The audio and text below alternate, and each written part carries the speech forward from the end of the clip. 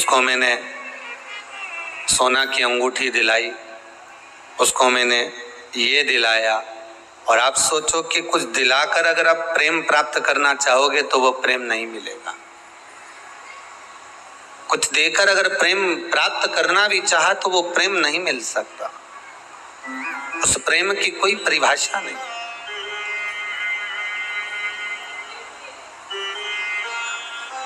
लेन then से कभी कुछ प्राप्त नहीं हुआ है। प्रेम की परिभाषा है कि हम उससे कुछ प्राप्त ना करें, हम तो केवल अपना हृदय, अपना चित्त, अपनी वृत्ति हम दे दें। अपने भीतर से थोड़ा सा अहंकार जिस दिन हमने निकाल दिया, अपने भीतर से थोड़ा सा अभिमान हमने सामने लाकर प्रकट कर दिया, अपने भीतर का, दूसरे का नहीं। हम दूसरे पर तो तुरंत कह देते हैं, अपने भीतर का, दूसरे का नहीं। हम दूसरे पर तो तुरंत कह देते हैं।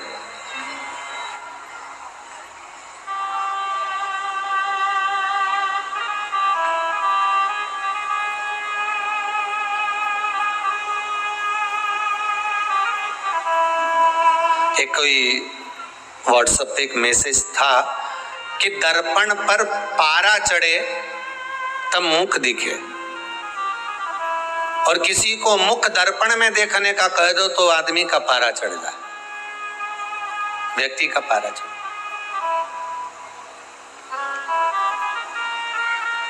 हमने अवगुण बहुत देखे और दुनिया के देखे, पर शिव पुराण कहती है अपने भीतर का अवगुण देखना। अपनी अपनी गलतियों को जरा रोज प्रतिदिन 4-5 गलती रोज निकालो, अपनी प्रतिदिन निकालना अपनी गलती। 5 गलती तो कम से कम रोज की निकालो कि आज मैंने कौन कौन सी गलती करी, आज मैंने उसको अपशब्द कहा, आज मैंने अपने भीतर, कल कथा में था कि उपवास अगर करना है, व्रत अगर करना है तो केवल शरीर से नहीं करना, अपने मन से भी हमको व्रत करना कि मैं कुछ गलतियां ना छाट पाऊं, किसी के भीतर कोई ऐसी चीज ना देखूं कि मेरे व्रत खंडित हो जाए।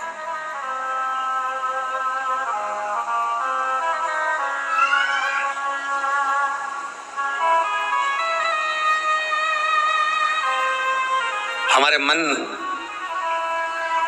ये चित्त, ये वृत्ति अगर गलत देखेगी तो उपास नहीं हो सकता, फिर व्रत का कोई प्रमाण नहीं है हमारे।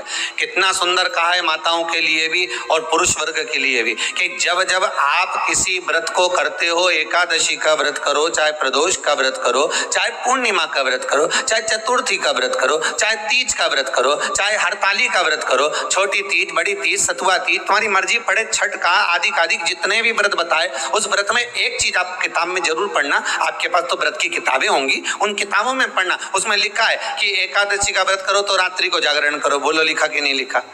भगवान का भजन करो। प्रदोष का व्रत करो तो प्रदोष के दिन जागरण करो। पूर्णिमा का व्रत करो तो पूर्णिमा के दिन जागरण करो। हरताली का व्रत करो तो हरताली का जागरण करो। तीज का व्रत करो तो तीज का जागरण करो। क्यों लिखा कि जागरण करो? क्यों लिखा कि भगवत भजन करना है? जिस दिन तुम्हारा व्रत रहे उस दिन तुम्हें भगवत भजन करना, उस दिन रात्रि का जागरण करना। उसमें यह नहीं लिखा कि रात भर आपको भजन, उसमें तो लिख दिया जागरण करना। जागरण का मतलब क्या होता है कि भगवान की भक्ति में डूब जाना, संसार की वस्तुओं में नहीं, आसक्तियों में नहीं, तृष्णा में नहीं, लोभ में नहीं, हमें परमात्मा के चरणों में डूब जाना है। रात्रि भर हमें उसका स्मरण करके सोना है। भले आप आधा घंटा सोएं, ये भी नहीं कहते कि पूरी रात तुम बैठ के मंजीरा बजाओ, सीताराम सीताराम करते, और तुम्हारे बस का है भी नहीं जी हो, फालतू की बात हम के भी नहीं, और तुम सोचो कि कर लो तो तुम करो भी नहीं हो, कहीं का बोल देते हो। हाँ ये जरूर है कि कहीं का महाराज बोल दे कि बस रात भर मंजीरा बजा के सीताराम कहेगी तो अंडा जरूर निकलेगा, तो तुम जरूर कर लोगे, फिर कर सकते हो। और वैसे कहीं का कह दे तुमसे कि फिर ये क्रम हो, बहुत मुश्किल।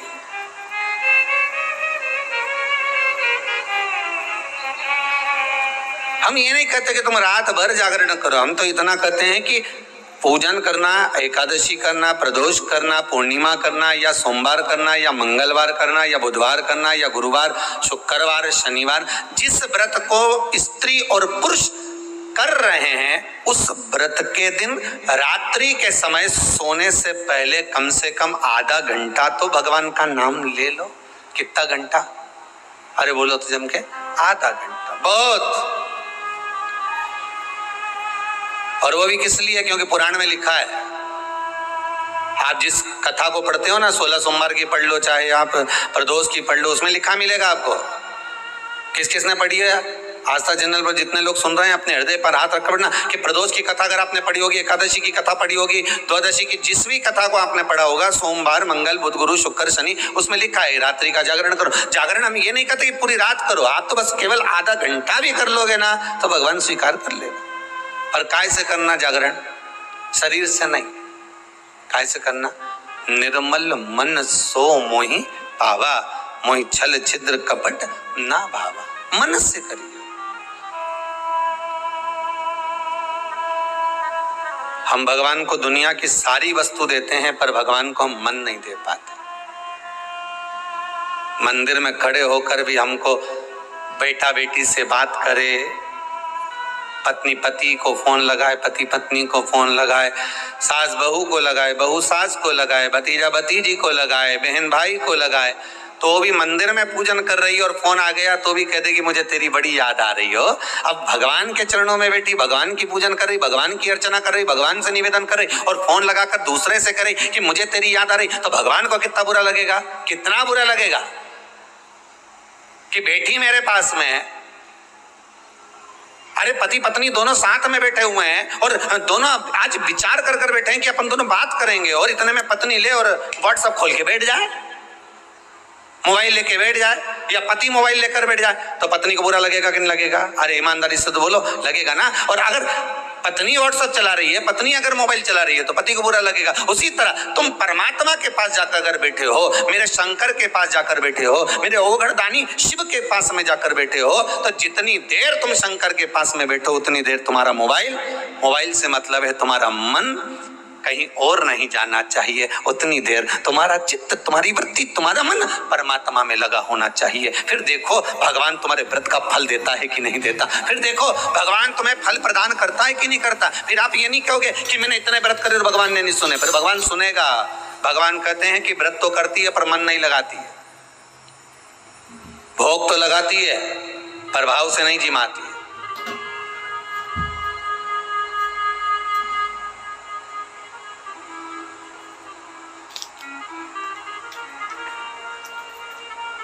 अब भोग तो ऐसा कोई भी लगा दे, दुर्योधन ने लगाया था ढेर सारा, लड्डू ने, पेड़ा ने, गुलाब जामुन ने, इमरती ने, भजिया ने, पकौड़ा सब बनाया, ढेर खूब सारा बनाया, पर अब ढेर तो बनाया पर भगवान के भाव से बुलाया।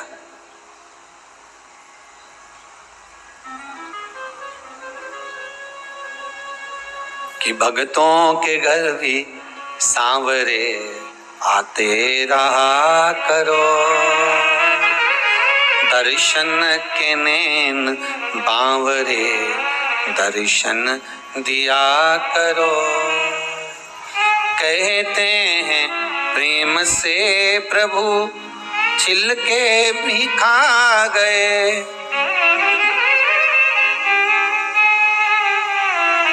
कहते हैं प्रेम से प्रभु छिल के भी खा गए, शबरी के झूठे बेर भी खाते रहा करो,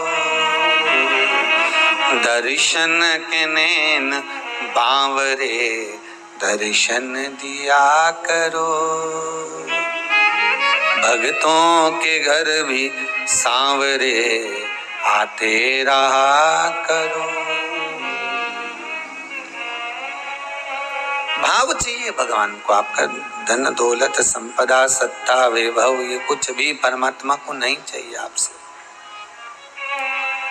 कुछ नहीं चाहिए। भगवान कहता है कि मुझे मेरा दिया हुआ मत दे, जो तेरा है वो मुझे दे दे। कितना सुंदर पहले भी कहा, फिर कहते हैं कि अहंकार आपका अपना है, और जब अहंकार आप भगवान को दे दोगे तो आप तो वैसे ही श्रेष्ठ हो जाओगे।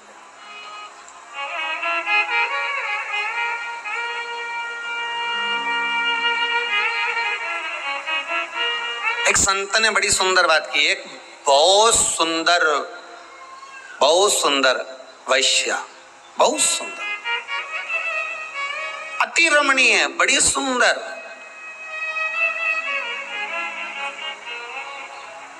जिसकी सुंदरता का कोई बखान ही नहीं कर सकता, इतनी सुंदर थी। सब लोग उसका बखान कर रहे थे, बड़ा सुंदर है वो, बड़ी सुंदर है वो, बड़ी सुंदर है। उसके नैन बड़े बड़े हैं, उसकी नासिका बड़ी सुंदर है, उसके अधर बड़े सुंदर, उसके कर्ण बड़े सुंदर, उसके कपोल बड़े सुंदर, उसके केश बड़े सुंदर। संत के पास खबर पहुंची, संत निकल कर जा रहे थे, तो संत ने कहा कि आप कह रहे हो कि इतनी सुंदर है, पर मुझे लगता है कि मेरे त्रिकालदर्शी से ज्यादा सुंदर नहीं हो सकता, मेरे भगवान से ज्यादा सुंदर नहीं हो सकता। तेरी प्रतिमा इतनी सुंदर तो कितना सुंदर होगा, उससे ज्यादा सुंदर नहीं हो सकती। संत ने कहा चलो हम भी चलकर देख लेते, पर हम उसके घर के अंदर प्रवेश नहीं करेंगे, बुलाओ उसको बाहर। वैश्या को बाहर बुलाया गया। जैसे ही बाहर बुलाया, संत ने कहा तुम इसकी बात कर रहे हो, इसकी बात कर रहे हो कि ये इतनी सुंदर है? संत ने कहा व्यक्ति कितना भी सुंदर हो, चाहे उसके चेहरे पे हीरे लटक रहे हो। संत बोला पर इसकी जो परछाई है वो तो काली ही है। संत बोले इसकी परछाई गोरी है क्या? आप लोगों में से जितने भी हैं जो रोज दर्पण देखते हैं, चौटी भी करते हैं, बढ़िया सुंदर श्रृंगार भी करते हैं, 50 बार विचार भी करते हैं कि मैं कितनी सुंदर, क्या जोरदार लग रही, ने लहंगा ने चोली ने चुंदड़ी सब पहनी, बड़ी सुंदर दिखे, पर अभिमान किस चीज का करें? अगर सुंदरता का अभिमान आए तो एक बार चलते हुए रास्ते में अपनी परछाई जरूर देख लेना कि आप कितने भी सुंदर हो पर परछाई काली है। उसी तरह संसार की जितनी वस्तुएं हमको प्राप्त हो रही है, संसार की जितनी वस्तुएं हमको मिल रही है, संसार के जितने लोग हमको मिल रहे हैं, ये सुंदर बड़े होंगे। फ्रिज भी सुंदर है, वॉशिंग मशीन भी सुंदर है, एसी का रूम भी सुंदर है, डनलप का गद्दा भी सुंदर है, ये सोने की रकम भी सुंदर है, ये हाथ में पहनने वाले आभूषण भी सुंदर हैं, गले में धारण करने वाले सारे आभूषण भी सुंदर हैं, सब कुछ सुंदर है। पर इस सुंदरता के साथ में इसकी परछाई भी तो देखो कि ये काली है कि नहीं।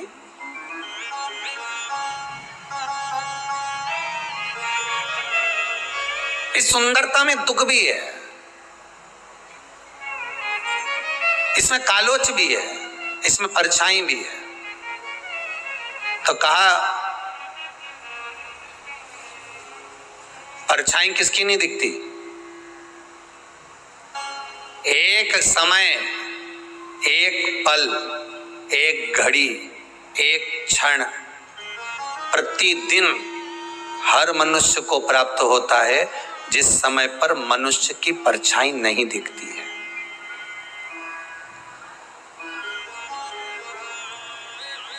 उस समय पर आपको अपनी परछाई नहीं दिखी। वो कितनी बजे? दोपहर ठीक 12 बज रहे हैं। कितने? जम के बोलिए जरा। आपकी घड़ी के आगे पीछे हो सकता है, अगर घड़ी आगे पीछे होगी तो भले परछाई दिख जाएगी, पर ठीक अभिजीत मुहूर्त में ठीक दोपहर के 12 बज रहे हो और सूर्य तुम्हारे मस्तक पर होगा, उस समय पर परछाई दिखेगी क्या? नहीं। सूर्य थोड़ा सा भी पीछे हुआ, आगे हुआ तो परछाई दिखेगी, पर ठीक सूर्य तुम्हारे मस्तक पर होगा तो परछाई नजर नहीं आएगी। शिव महापुराण की कथा कहती है जिस समय पर तुम्हारे मस्तक पर सूर्य होता है उस समय पर परछाई नहीं दिखती, उस समय पर केवल तुम ही नजर आते हो, उस समय पर केवल तुम ही रह जाते हो। उसी तरह जिस समय पर तुम्हारे मस्तक पर शंकर की कथा, शिव महापुराण और शंकर के चरण विराजमान होते हैं तब व्यक्ति को कुछ नजर नहीं आता, केवल महादेव ही नजर आता है, केवल शिव ही नजर आता है, कोई दूसरा नहीं दिख सकता, कोई परछाई नजर नहीं आ सकती। हमें हमारा अंधेरा तत्व नजर नहीं आ सकता, हमें हमारी कालोच नजर नहीं आ सकती, उसमें केवल शिव ही दिखेगा।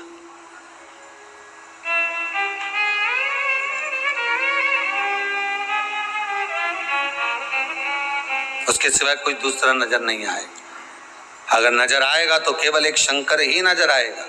केवल एक शिव, उसके सिवाय कुछ नहीं।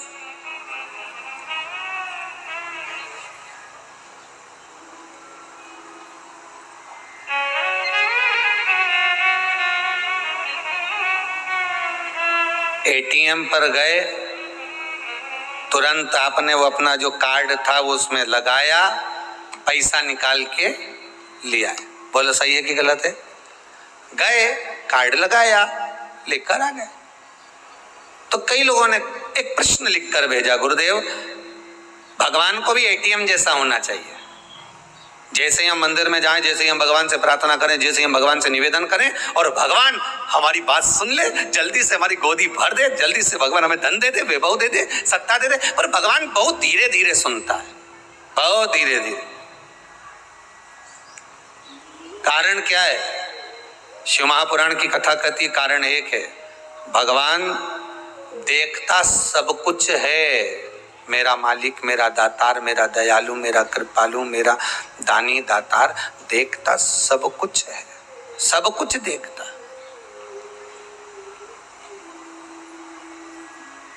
पर फैसला देर से देता है। देखता है वो। तुम्हारे केवल एक 2-4 दिन तुम व्रत कर लो, 2-4 सोमवार के व्रत कर लो, उसमें तुम सोचो कि भगवान हमारी मनोकामना पूर्ण कर दे। कई कई माताएं ऐसी हैं हर साल संकट सोमवार करती हैं, हर साल 16 सोमवार करती हैं। ना जाने कितनी बार तो उन्होंने लक्ष्मी के व्रत कर लिए, ना जाने कितनी बार सोमवार के व्रत कर लिए, ना जाने कितनी बार उन्होंने कितने व्रत धारण कर लिए। उसके बाद भी माताएं विचार करती है कि अभी तक हमारा ये कार्य क्यों नहीं हुआ। क्योंकि तुम, भगवान सब देख रहा है कि कितना तुमने व्रत करा, कितनी साधना करी, कितनी उपासना करी, पर भगवान उसका फल जो देगा, भगवान जो फल प्रदान करेगा, वो थोड़ा फैसला जो देता है वो थोड़ा रुक कर देता है, आराम से देता है, देख कर देता है कि कितना फल देना है, इसको क्या प्रदान करना है, कैसे प्रदान करना है, कितना देना है, ये भगवान देख लेता।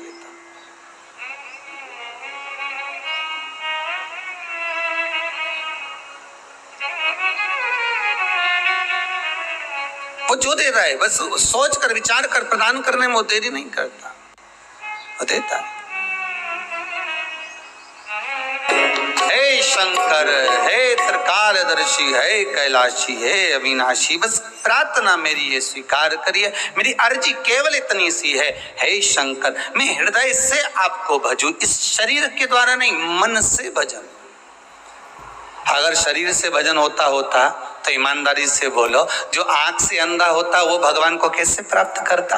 बोलो सही है कि गलत है? जो कान से सुनाई नहीं देता तो उसको भगवान मिलता क्या कभी? क्योंकि ये तो कथा ही नहीं सुने, बेड़ा है, तो इसको भगवान कहां से मिलेगा? और जिसके हाथ नहीं होंगे उसको भगवान मिलता कि नहीं मिलता? तो कहते इसके तो हाथ ही नहीं, इसने तो सेवा नहीं करी, इसने तो दान नहीं करा, इसने तो पुण्य नहीं करा, तो इसको भगवान कैसे मिलेगा? जो पांव से विकलांग होता उसको भगवान मिलता क्या? अगर शरीर से भगवान मिलता होता तो भगवान कभी प्राप्त नहीं होता। भगवान तो तुम्हारा हाथ देखे ना पांव देखे, ना तुम्हारा ये मुंडा देखे, भगवान कहीं नहीं देखे। भगवान तो एक चीज देखे कि इसका मन कितना क्लीन है, भगवान तो मन देखे।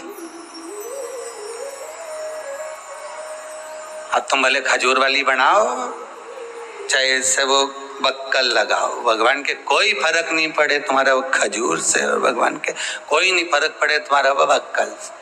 भगवान तो के बक्कल की जगह अक्कल हो तो बात दूसरी है, बाकी भगवान के ये मतलब नहीं कि तुम्हारा बक्कल क्या है खजूर क्या है। भगवान तो केवल देखे निर्मल मन सोई सो मोहि पावा, मोहि छल चित्र कपट ना भावा। मुझे मन चाहिए तेरा, और हम भगवान को सब कुछ दे देते हैं।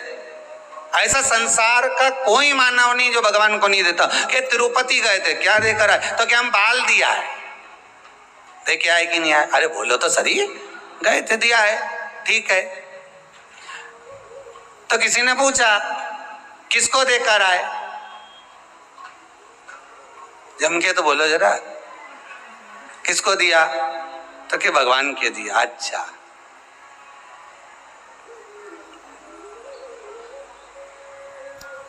भगवान आकर बोले थे? जम के तो बोलो जरा। नहीं बोला किसने था? और साथ में जो दोस्त गया था ना, मेरा बेस्ट फ्रेंड, उसने अपने बाल दिए तो मैंने सोचा भगवान जल्दी प्रसन्न होगा, मैं भी दिया। मना नहीं है, बालाजी को बाल चढ़ाओ, हम मना नहीं करेंगे, पर बात केवल इतनी सी है, बाल तो देकर आए रुपया भी खूब देकर आए पर मन नहीं देकर आए। भगवान कहता है मुझे इन सब वस्तुओं से ज्यादा प्रिय है तेरा निर्मल मन, तेरा स्वभाव, तेरा भाव। मुझे दिल चाहिए, बस हृदय चाहिए। और हम वही तो नहीं दे सकते।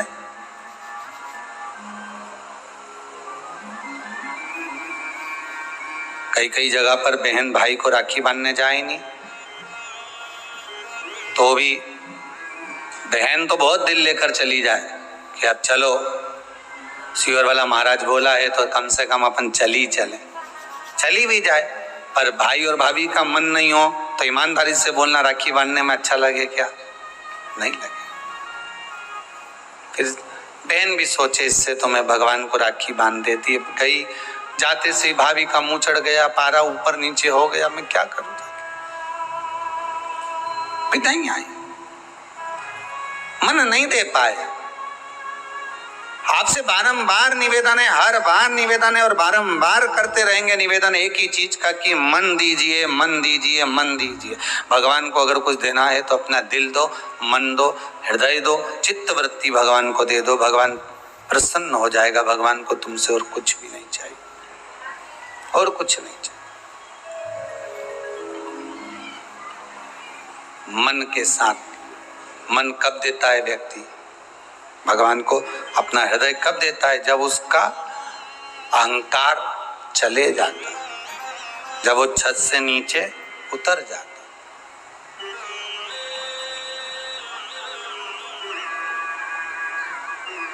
बहुत अभिमान है लोगों को, क्या कहें, इतना अहंकार।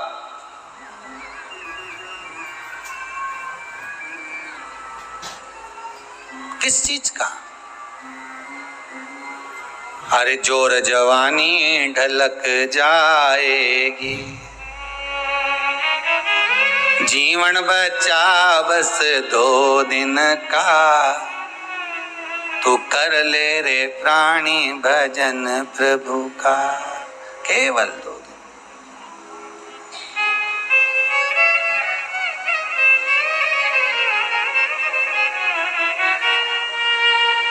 नई नई दुल्हन रहनी तो वो के सब पूछे, छोटी लाड़ी, छोटी दुल्हन, उसके सब पूछे। अब जब वो पुरानी हो जाए तब कोई पूछे? अरे बोलो तो जम के कहीं नहीं पूछे।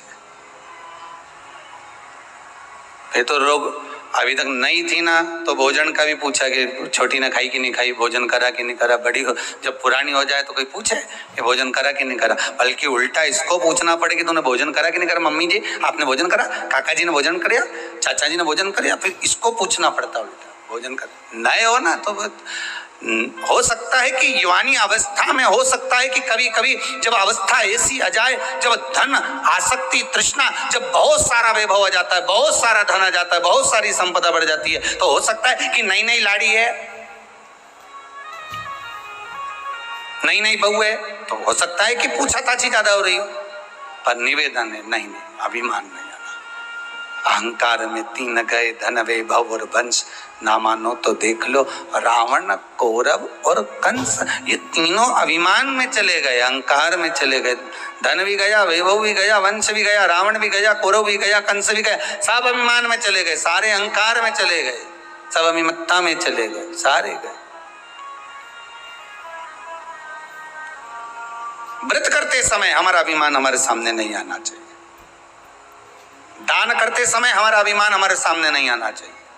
मंदिर जाते समय हमारा अभिमान हमारे सामने नहीं आना चाहिए। गुरु की शरणागति में जाते समय हमारा अभिमान हमारे सामने नहीं आना चाहिए। ये लोगों को कहा जाता ना, जो लोग जब बहुत बड़े बड़े मंच लगते हैं, बहुत बड़े बड़े मंच लगते हैं, तब वहां से बोला जाता है श्रीमान श्री श्री 1008 श्री 108 श्री मठाधीश श्री पीठाधीश श्री ये बहुत सारा तो उनका नाम बोला जाता है। फिर इसके बाद उनका नाम आता है, उसमें पता ही नहीं पड़ता कि नाम कब निकल गया।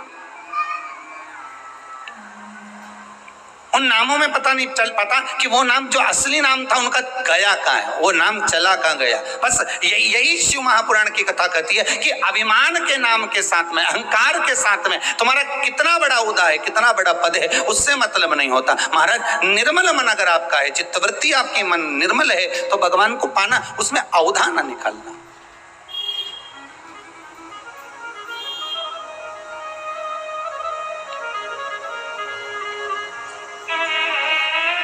जिस दिन व्रत करो, छोटे से छोटा भी व्रत, आप सोमवार भी कर रहे हो ना, साधारण सा सोमवार का व्रत कर रहे हो, मंगलवार बुधवार गुरुवार जो साधारण सा कर रहे हो, उस समय भी आपका भाव, बस आज विचार कर लेना कि हम अपने भीतर से अहंकार को रखेंगे नहीं और अहंकार त्याग कर मैं व्रत करूंगी। अब उठाओ व्रत की किताब, जितनी भी किताब आपके पास में अपनी अलमारी में रखी हो व्रत की, अभी थोड़े दिन बाद तीज का व्रत आने वाला होगा, हरतालिका तीज, बड़ी तीज, छोटी तीज, चतुर्थी, छठ, सब आएगी, सबकी किताब है तुम्हारे घर में। ऐसा नहीं है कि तुम्हारे घर में किताब नहीं हो, बड़ी चतुर हो तुम लोग, ईमानदारी की बात, क्योंकि तुम लोग जब व्रत करती हो तो पोथी पढ़ती भी हो, तो सबके घर में किताब रखी है, सत्यनारायण भगवान की भी रखी है, सबके घर में पोथी रखी है। तीज माता की किताब निकाल लेना, छठ माता की निकाल लेना, हर छठ की निकाल लेना, आप प्रदोष की निकाल, उसमें लिखा है प्रातः काल में उठकर सबसे पहले स्नान करिए, लिखा कि नहीं लिखा, उसके बाद में फिर ये काम करिए। तो उसमें लिखा है कि स्नान करो, क्या लिखा है, स्नान करो, उसमें ये नहीं लिखा कि नहाओ।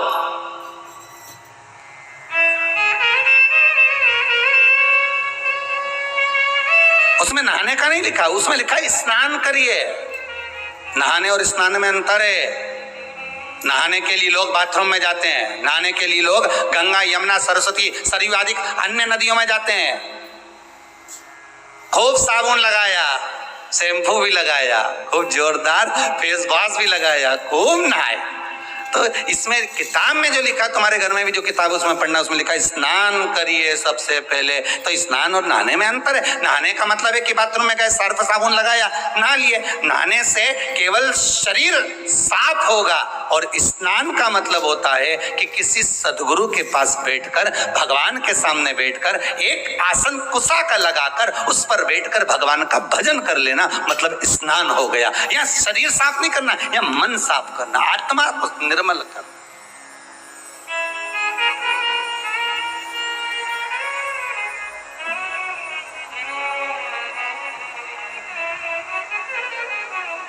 आपसे कोई पूछे ना कि आपके स्नान कब से कर रही हो, तो तुम बिल्कुल जवाब दे सकती हो, लगभग मैं 2 साल से कथा सुन रही हूँ, मतलब 2 साल से मैं स्नान कर रही हूँ, मतलब 2 साल से भगवान की भक्ति में लगी हूं, तो वो स्नान ही तो है। भगवान की भक्ति को धारण करना स्नान ही तो है। नहाने और स्नान में अंतर है साहब। गए, बाल्टी में पानी भरा और शरीर पर डाल लिया, साबुन लगा लिया, ये केवल नहाना है, केवल नहाना। स्नान करिए। प्रदोष व्रत के अंदर लिखा हुआ है, व्रत करने वाले को ब्रह्म मुहूर्त में प्रातः के समय में स्नान करना चाहिए। जिसके यहाँ किताब होगी पढ़ लेना, ठीक है, स्नान करना चाहिए। फिर स्नान के बाद फिर कहा, फिर भगवान का उपासना करो, कुशा का आसन लगाओ, बैठो। कुशा जानते हो सब लोग? जितने लोग आस्था चैनल पर कथा सुन रहे, कुशा जानते हो कि नहीं जानते? डाब, कुशा, कुशा का आसन।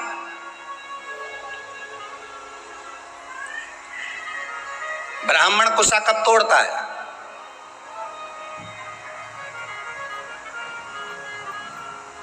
ये कुशा कब तोड़ी जाती है? केवल अमावस्या को, केवल अमावस्या। अन्य अमावस्या पर तोड़ेगा तो 1 महीने तक चलेगा।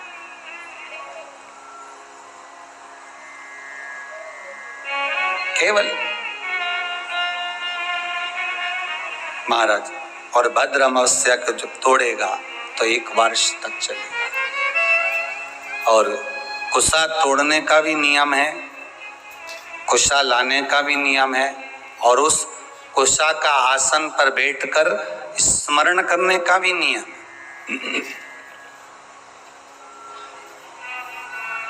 कुशा का आसन पर बैठने का भी नियम है। ये जो बाजार में जो कुशा के आसन मिलते हैं, आप अगर बोलकर बनवाएंगे कि हमको बिल्कुल ओरिजिनल कुशा का आसन चाहिए, हमको असली कुशा का आसन चाहिए, तो आपको प्राप्त होगा। जिनके चेहरे पर आंखों के नीचे कालापन हो जाता है, कुशा का आसन वहां भी काम आता है। कि आप थोड़ी देर, आधा घंटा, 20 मिनट, 25 मिनट जब भगवान की सेवा कर रहे हो, कुशा के आसन पर बैठ जाइए। आपको किसी क्रीम की जरूरत नहीं पड़ेगी, किसी आपको पाउडर की जरूरत नहीं पड़ेगी। आप कुशा के आसन पर बैठकर भगवान का भजन करो। जितनी देर बैठ सकते हो उतनी देर कुशा के आसन पर बैठो। 4 दिन, 8 दिन, 15 दिन कर कर देखना, आंखों के नीचे से कालापन समाप्त हो जाएगा। कुशा के आसन में वो तेज बल होता है कि नेत्र की ज्योति भी बढ़ा देता है। कुशा के आसन में वो बल होता है कि आदमी के नेत्रों पर जो चश्मा चढ़ा होता है वो तक समाप्त हो जाता है। पर लोगों ने कुशा का आसन हटा हटा कर आज के जमाने में नया नया ये सब मार्केट में जोरदार जोरदार आसन आए, टंगा रे, कपड़े का आसन मिल रहा है, ऊन का आसन मिल रहा है, इसका आसन मिल रहा है, तो लोग लो मना नहीं है, पर आसन पर भी तुम कुशा का आसन लगाओ। पर कुशा के आसन पर बैठकर जो तुम अनुष्ठान करोगे, कुशा के आसन पर बैठकर जो तुम भगवान चर्चा करोगे, उसका एक बल बढ़ता है। कुशा के आसन, कुशा क्या है? जब माता जानकी जी पृथ्वी में समा रही थी, भूमि में जा रही थी, राम जी ने रोकना चाहा, रुको जानकी, रुको सीते, सीते सीते करते करते राम जी भागे, सीता को पकड़ने वाले थे। माता सीता पृथ्वी में जाने लगी, केवल उनके केश जानकी जी के थोड़े से हाथ में आ गए। बस वही केश ही कुशा है, वही केश ही कुशा है।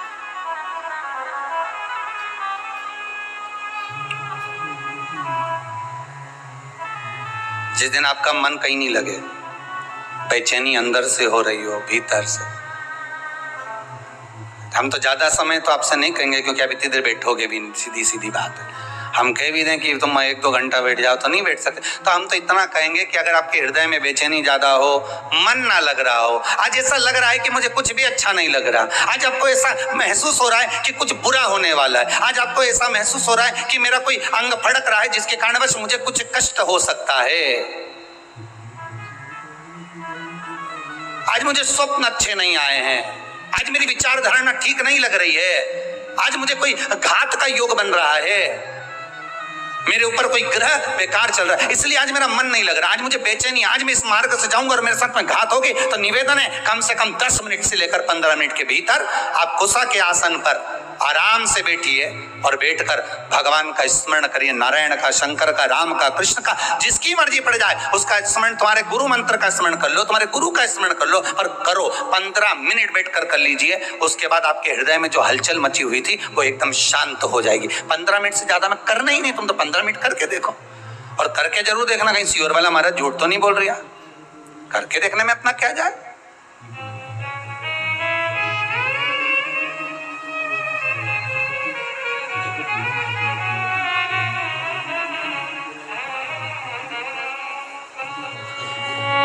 कर देखो, 15 मिनट बैठ जाए। जब हृदय हलचल हो जाए, हृदय में कहीं मन चित्त वृत्ति सब डामाडोल हो रही हो, लग रहा हो कि आज कुछ बुरा होने वाला है, बैठ जाओ कुशा के आसन पर, बैठ जाइए। पर उस कुशा में वस्त्र नहीं होना चाहिए। वस्त्र से मतलब जान लीजिएगा, बहुत अच्छे से कहेंगे, कुशा का जो आसन होता है उस आसन में चारों तरफ लाल कलर की लोग पट्टी लगा देते हैं, बहुत ध्यान दीजिएगा। आसन कुशा का अगर है तो उसमें जो नायलॉन प्लास्टिक की बत्ती से उसको सिल के बनाते हैं, ये भी हमारे इसमें नहीं है। हम केवल कुशा के आसन की बात करते हैं, और कुशा का आसन अगर बना सकती है तो केवल घर की नारी ही बना सकती है। घर की नारी कैसे बनाएगी? उसको धागे से सिलती जाएगी, धागे से सिलेगी, आसन तैयार कर लेगी, और उसमें कोई प्लास्टिक नहीं होगा, उसमें कोई पॉलीथीन नहीं लगी होगी, उसमें कोई पन्नी नहीं लगी होगी, केवल उसमें धागा लगा हुआ होगा, धागा, और उसमें कोई किनारी नहीं, जब तक चले चले फिर उसको सिल लीजिए। पर आसन कुसा का हो जो केवल आपकी भक्ति के लिए हो, उसको थोड़ी देर बाद आप उठा के रख दो, बैठे हो जब तक बैठो, उसके बाद उठा दो, उसको लपेट कर रख दीजिए। और होता है कहीं कहीं आपने दर्शन करा होगा, बिना किन्नौर का भी आसन आता है। आप लोगों को तो ज्यादा मालूम होगा क्योंकि आप लोग मार्केट ज्यादा घूमते रहते हो, तो बड़े बड़े मॉलों में जाते रहते हो, तो आप लोगों को तो ज्यादा मालूम होगा कि कुसा का जो आसन होता है, उस कुसा के आसन की महत्वता को अगर व्यक्ति जानता है तो वो कुसा के आसन पर बैठकर भगवत भजन करेगा। कई लोग पूछते हैं महाराज जी, शंकर जी का भजन करना है तो कौन से आसन पर बैठना है, देवी जी का भजन करना है तो कौन से आसन पर बैठना है, लक्ष्मी जी को प्राप्त करना है तो कौन से आसन पर बैठना है, माला कौन सी जपना है, शंकर जी को जपना है तो कौन सी माला से जपना है, भगवान नारायण को जपना है तो कौन सी माला से जपना है, लक्ष्मी जी को जपना है तो कौन सी माला से जपना है। तो सीधा सीधा यहाँ तो शास्त्र में तो लिख दिया उन्होंने कि लाल कलर का आसन पे देवी जी की आराधना होती है, काले कलर के आसन पर शंकर की आराधना होती है, नारायण की आराधना कुसा के आसन पर होती है, तुलसी की माला से भगवान राम कृष्ण हरि का दर्शन आप स्मरण कर सकते हो, रुद्राक्ष की माला से शंकर और पार्वती का स्मरण कर सकते हो, कमल गट्टे की माला से आप लक्ष्मी का स्मरण कर सकते हो, हल्दी की माला से आप सरस्वती का स्मरण कर सकते हो। ये तो सब शास्त्रों में लिख दिया कि आप इस माला से इसको जप सकते हो, आप इसको प्राप्त कर सकते हो। और अगर हमारे पास में कुछ भी नहीं है, कोई काला आसन नहीं, कोई लाल आसन नहीं, कोई ये आसन नहीं, तो आप कुसा का आसन, मात्र कुसा का आसन बिछा लीजिए, बहुत बस परमात्मा प्राप्त कर लेगा। जिस देवता को भाग दोगे, देवी को, देवता को, शंकर को, नारायण को, राम को, कृष्ण को, जिस देवता को आप भाग दे रहे हो उसको प्राप्त हो जाए। उद्यापन करते हो किसी व्रत का? बोलो हर हर महादेव। उद्यापन करते हो व्रत का? संकट सोमवार का व्रत करते हो तो उद्यापन करते हो, 16 सोमवार का व्रत करते हो तो उद्यापन करते हो। कोई भी व्रत आपने करा, संतोषी माता का करा, एकादशी का करा, प्रदोष का करा, तो उद्यापन करते हो। उद्यापन का मतलब क्या होता है?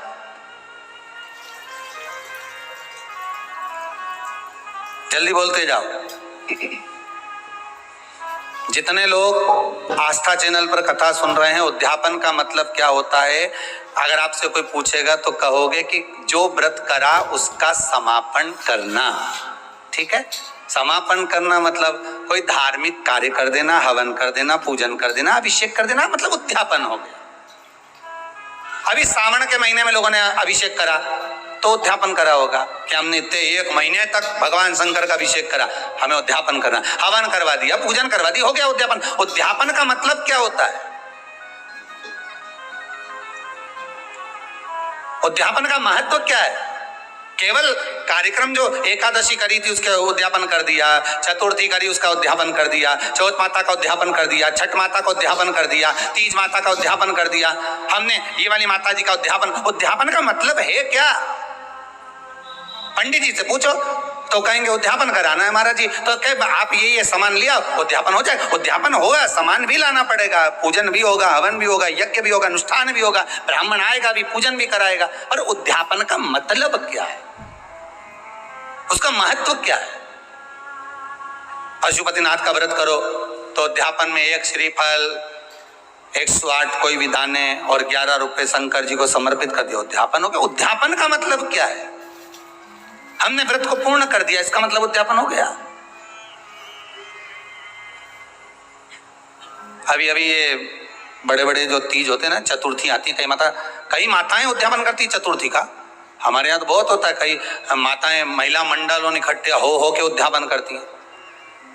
एक महिला मंडल ये इतने उद्यापन करेगी, फिर वो 16 उनको बुलाएगी, फिर 16 उद्यापन का मतलब है क्या? अगर कोई आपसे पूछ ले, कभी अनायास आपके ही बच्चे पूछ सकते हैं, मम्मी उद्यापन का मतलब, तो क्या जो अपन ने व्रत करा उसका समापन, तो उसका समापन तो वैसे ही हो जाता है, फिर उद्यापन करने की क्या जरूरत थी? समापन का मतलब क्या होता है कि तुम एकादशी करते करते करते करते आओ, 26 एकादशी पूरी हो जाए, 27 पे छोड़ दो, हो गया उद्यापन। फिर तो उद्यापन का मतलब ये होता है, उद्यापन की महत्वता ये होती है कि आपने जो व्रत करा, इतने समय से आप एकादशी कर रहे हो, प्रदोष कर रहे हो, 16 सोमवार कर रहे हो, सोमवार का व्रत कर रहे हो, चतुर्थी का व्रत कर रहे हो, छठ का व्रत कर रहे हो, पंचमी का व्रत कर रहे हो, तीज का व्रत कर रहे हो, जो भी व्रत आप कर रहे हो उसका उद्यापन का मतलब होता है कि जो हमने व्रत करा, ये व्रत हमारा अभी इधर उधर घूमता रहा, ठीक है, और अच्छी भाषा में समझ लो इसको, और सरल से समझ लो। मतलब लड़की लड़का जब तक कुंवारा रे तब तक ढेर सारा छोरा छोरी उन्हें देखने आता रे, समझ गए? और ब्याह हो जाए फिर कोई देखने आए क्या? अरे बोलो तो जम के, नहीं आए नहीं। अगर छोरा छोरी को ब्याह हो जाए, लड़का लड़की का ब्याह हो गया, फिर तुम्हारे यहाँ कोई खबर आए क्या कि साहब छोरी के लिए हम लड़का भेज रहे हैं, तो कोई खबर करेगा? नहीं, ना जाने कहां से सूचना मिल जाती है कि उनकी छोरी का ब्याह हो गया। फिर संबंध भी नहीं आते, अपने आप कहना ही नहीं पड़े, सबके सूचना मिल गई। भले तुमने ये कोरोना में लॉकडाउन में शादी ले, तुम 40 आदमी को बुला के ब्याह कर दिया, पर सबको सूचना मिल गई। ना छोरे वालों के यहाँ से खबर आ रही छोरी के लिए, ना छोरी वालों के यहाँ से खबर आ रही छोरे के लिए कि साहब लड़का देखने आ रहे हैं या लड़की देखने। ही नहीं साहब, कोई बोलेगा ही नहीं, क्योंकि अब तो सबको मालूम पड़ गया कि अब किसी ने खबर करी नहीं, किसी ने बोला नहीं। इसके बाद भी तुम्हारे सारे, तुम रह रही देवास में, इंदौर, मऊ, उज्जैन, सब दूर खबर हो गई। तो बताया किसने इनके कि हमारी छोरी की शादी हो गई, हमारा छोरा की शादी हो गई? बताया किसने? तो सूचना मिल गई। अब कोई नहीं देखने आएगा। अब छोरी जब से भटक रही, छोरा जब से भटक रहा, शादी नहीं हो रही, नहीं हो रही, नहीं हो रही, अब हो गई। अब कोई देखने आया? नहीं। अब कहीं तुम जा रहे? नहीं। अब तो संबंध हो गया, अब तो एक जगह छोरी छोरा ब्याह कर बैठ गए, अब कोई नहीं आएगा। बस जब तक उद्यापन नहीं होता तब तक तुमने जितने व्रत करके रख रखे हैं ये सारे इधर उधर डोलते रहे, ये भटकते रहते हैं और इनमें से पुण्य हमारा छिन्न होते रहता। जैसे एकादशी से समझ लो या प्रदोष से समझ लो। प्रदोष का व्रत करा, एकादशी का व्रत करा, और एकादशी का व्रत करने के बाद आपने 4-5 दिन तक झूठ बोल दिया, आड़ा टेढ़ा बोल दिया, आप शब्द बोल दिया, तो तुमने जो व्रत करा उसका पुण्य तो छिन्न होता रहा, उसका पुण्य तो जाता रहा, समाप्त होता रहा। और अगर आपने उद्यापन कर दिया तो अब वो पुण्य समाप्त होगा क्या? अरे बोलो जम के, नहीं। आपने चतुर्थी का उद्यापन कर दिया, तीज का उद्यापन कर दिया, छठ माता का उद्यापन कर दिया, आपने जिस उद्यापन को करा उसके बाद में आपका पुण्य जितने 16 सोमवार, इसलिए कहते हैं 16 सोमवार अगर कर रही हो तो इसको करने के बाद हाँ कोई परेशानी आ जाए, कोई समस्या आ जाए तो भले आगे बढ़ा लो, पर ये नहीं कि अभी हमारे पास समय नहीं मिल रहा तो हम उद्यापन नहीं, जल्दी करना चाहिए। जितना जल्दी बन सके उतना उद्यापन एक बार का कर लो। जैसे ही प्रदोष 11 हो जाए, 26 हो जाए, 26 प्रदोष होने के बाद एक बार मन में कर लेना चाहिए कि एक बार का मेरे को उद्यापन करना है। 26 एकादशी हो जाए, मन में कर लो कि एक बार का मुझे उद्यापन करना है। 16 सोमवार पूरे हो जाए, एक बार का मुझे उद्यापन करना है। पशुपति व्रत हो जाए, एक बार का मुझे उद्यापन करना है। चतुर्थी तुम्हारी पूरी हो जाए, एक बार का उद्यापन करना है। मतलब मन में ये बनाकर चलना है कि एक बार मुझे उद्यापन करना है। उद्यापन करने से क्या होता है? तो कहा उद्यापन, माताएं जितने व्रत करती जाती है अगर उसका उद्यापन करती चली जाती है, उद्यापन करती चली जाती है तो नारी बेधव्य होकर नहीं जाती, अखंड सौभाग्य लेकर जाती है। पर माताओं की आदत ये हो गई है कि अभी मैं बाद में करूंगी, इस साल नहीं करूंगी, अगले साल करूंगी, अगले साल से अगले साल करूंगी, तो उसका पुण्य समाप्त छिन्न होते चले जाता है। वो पुण्य उसके खाते में नहीं जाता। एक बार पैसा बैंक में जमा हो गया तो फिर सिग्नेचर से ही निकलेगा। एक बार पुण्य करने के बाद, एकादशी करने के बाद, प्रदोष करने के बाद, चतुर्थी करने के बाद, जब तुम्हारी पूर्ण तरह से 26 एकादशी हो जाए, 26 प्रदोष हो जाए, तो एक बार व्रत का उद्यापन जरूर करो जिससे ये 26 प्रदोष मेरे खाते में लिखी हुई पड़ी रहे। फिर मुझे जब जरूरत पड़े तो तब खाते में से निकालो और दे दो। तब तो मतलब अब तुम करे जा रही, एक बार उद्यापन नहीं करा तो भगवान भी सोचे ना जाने कब प्राण छोड़कर चली जाएगी और इसके खाते का सारा माल बहू खाएगी। सीधी बात है, जितनी छोड़कर जाओगे घर में, जो घर में छोड़कर गए हो वो तो दूसरा ही खाएगा ना। और तुम्हारे खाते का तो तुम्हारे सिग्नेचर के बगैर किसी को नहीं मिले। कई लोग तो मर के चले गए और जाने के बाद जो ये बीमा करवाया था, जो सामान पैसा इतना इधर उधर पड़ा था, वो तो उसके खाते, भैया उसके सिग्नेचर दिखाओ, उसका कागज दिखाओ, मरने का सर्टिफिकेट दिखाओ जाके कि ये मर गया है, तो फिर हम पैसा देंगे, नहीं तो काय को दे। या तो कागज चाहिए, सील ठप्पा चाहिए। भगवान भी कहेगा नीचे तूने एकादशी तो खूब करी, नीचे तूने प्रदोष तो खूब करा, चतुर्थी भी करी, तीज भी करी, छठ भी करी, सारे व्रत तूने करे, सोमवार मंगल बुध गुरु शुक्र शनि सारे करे, उद्यापन कौन से का करा? अब उद्यापन करने के बाद जो तू 26 कर आया, 11 कर आया, उसका खाते में तेरे पड़ा हुआ है। जब तू जाएगी तेरे खाते में लिखा हुआ मिलेगा कि मैंने 26 प्रदोष करी थी, तो उसका पुण्य मेरे सामने आए। और तूने ताली बजाई जैसे राजा महाराजा ताली नहीं बजाए, उन्हें दासी दौड़ के आ जाए, पर तू वहां जाके ताली 3 बार बजा देना हर हर महादेव के प्रदोष सामने, एकादशी सामने, वो सामने। और फिर वो प्रदोष माता फिर प्रदोष पूछेगी, भगवान शंकर के गण पूछेंगे, तुमने ताली बजाई, हुजूर बोलिए क्या बात है? बस ये मेरे को नरक ले जा रहे हैं, 94 तरह का नरक में डालने की बात कर रहे हैं मेरे को। मैं कौन समझ जा, बस मेरे को नरक में डालने की बात कर रहे हैं। अब बोलो।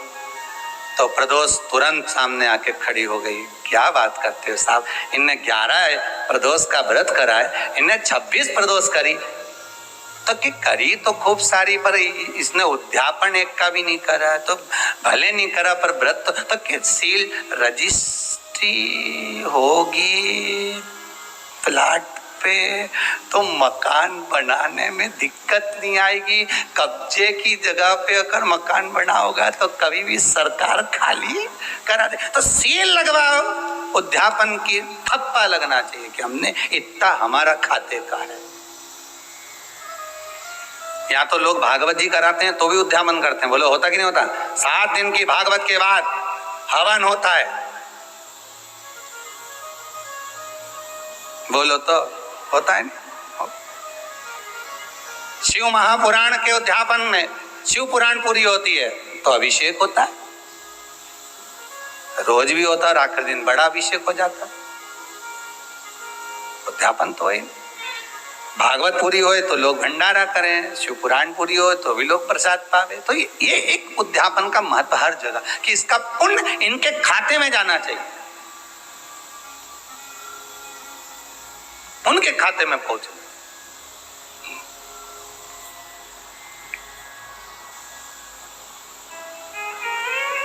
अब पुण्य खाते में जाए नहीं, और तुम मन में विचार करके बेटी कितना एकादशी करूं रे मैं, हमारी मम्मी इतना व्रत करे नहीं, चतुर्थी का करे नहीं, सोमवार का कर ले, बताओ गुरुवार का भी खूब कर दिए। तुम भी ऐसे ना जाने कितने लोग आस्था पे कथा सुन रहे होंगे, कितने लोग फेसबुक यूट्यूब पर कथा सुन रहे होंगे, और ना जाने कितने साल से गुरुवार का व्रत कर रहे होंगे, पर एक बार उद्यापन नहीं करे। अब उद्यापन नहीं करे, ये इतना सारा गुरुवार का व्रत गया कहाँ? हम तो खूब करे। ऊपर जाते से तुम भगवान गुरु महाराज से लड़ोगे, बृहस्पति देवता से, क्यों हमारा व्रत कहाँ गया? हमने तो इतना करा था। बृहस्पति महाराज बोले करा तो था पर सिल ठप्पा नहीं लगा था, कब्जे की जगह पे बैठे थे, जा धक्का मार निकाल दिया। अगर रजिस्ट्री होती तो बात दूसरी होती। हाँ, अगर रजिस्ट्री होती तो बात दूसरी होती। कब जाकर कर बैठे हो तो फिर नहीं हो सकता।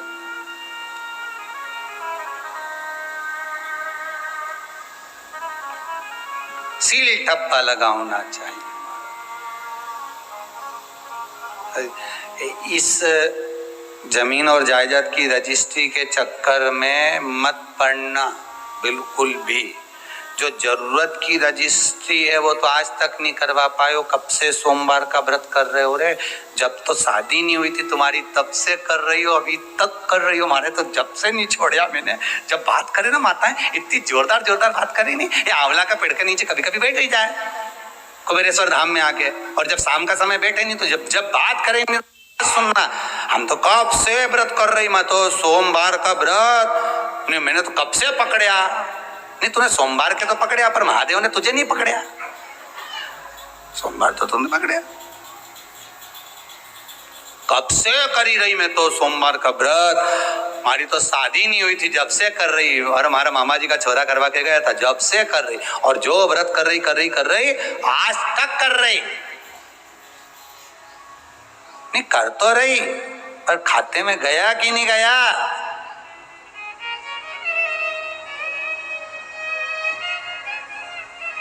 चेक तो करो कि तुमने जो विठले सेवा समिति को जो दक्षिणा दान दिए मंदिर के लिए, गौशाला के लिए, वृद्धाश्रम के लिए, भोजन भंडारे के लिए तुमने अमाउंट डलवाया है, वो सही जगह पहुंचा कि नहीं पहुंचा? पहले पूछो तो फोन लगा के ऑफिस में, क्यों महाराज जी आ गया कि नहीं आया?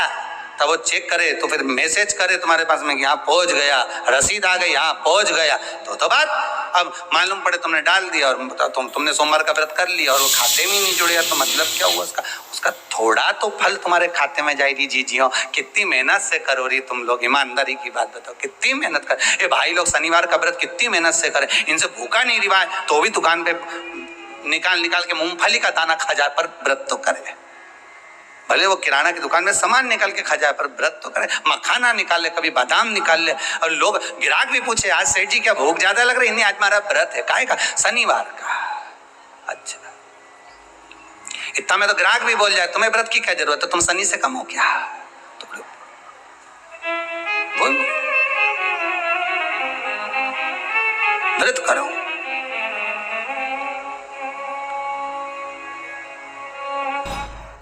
उद्यापन का मतलब है कि अपने व्रत को सेफ कर लेना। समझ में आया सबको?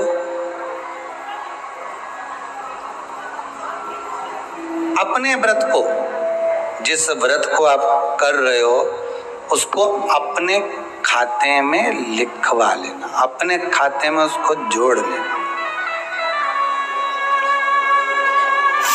घर में पैसा तो बहुत है, धन वैभव बहुत है, तुम्हारे खाते में कितना? मूल चीज वो आती है कि तुमने भजन किया कितना, तुमने स्मरण कितना किया, जो करा सब कुछ करा, सबके लिए करा। आपने एकादशी का व्रत करा, प्रदोष का व्रत करा, आपने सोमवार का व्रत करा, सारे व्रत आपने जो करे वो करे, परंतु आपके खाते में कितने लिखे हुए वो देखा जाता।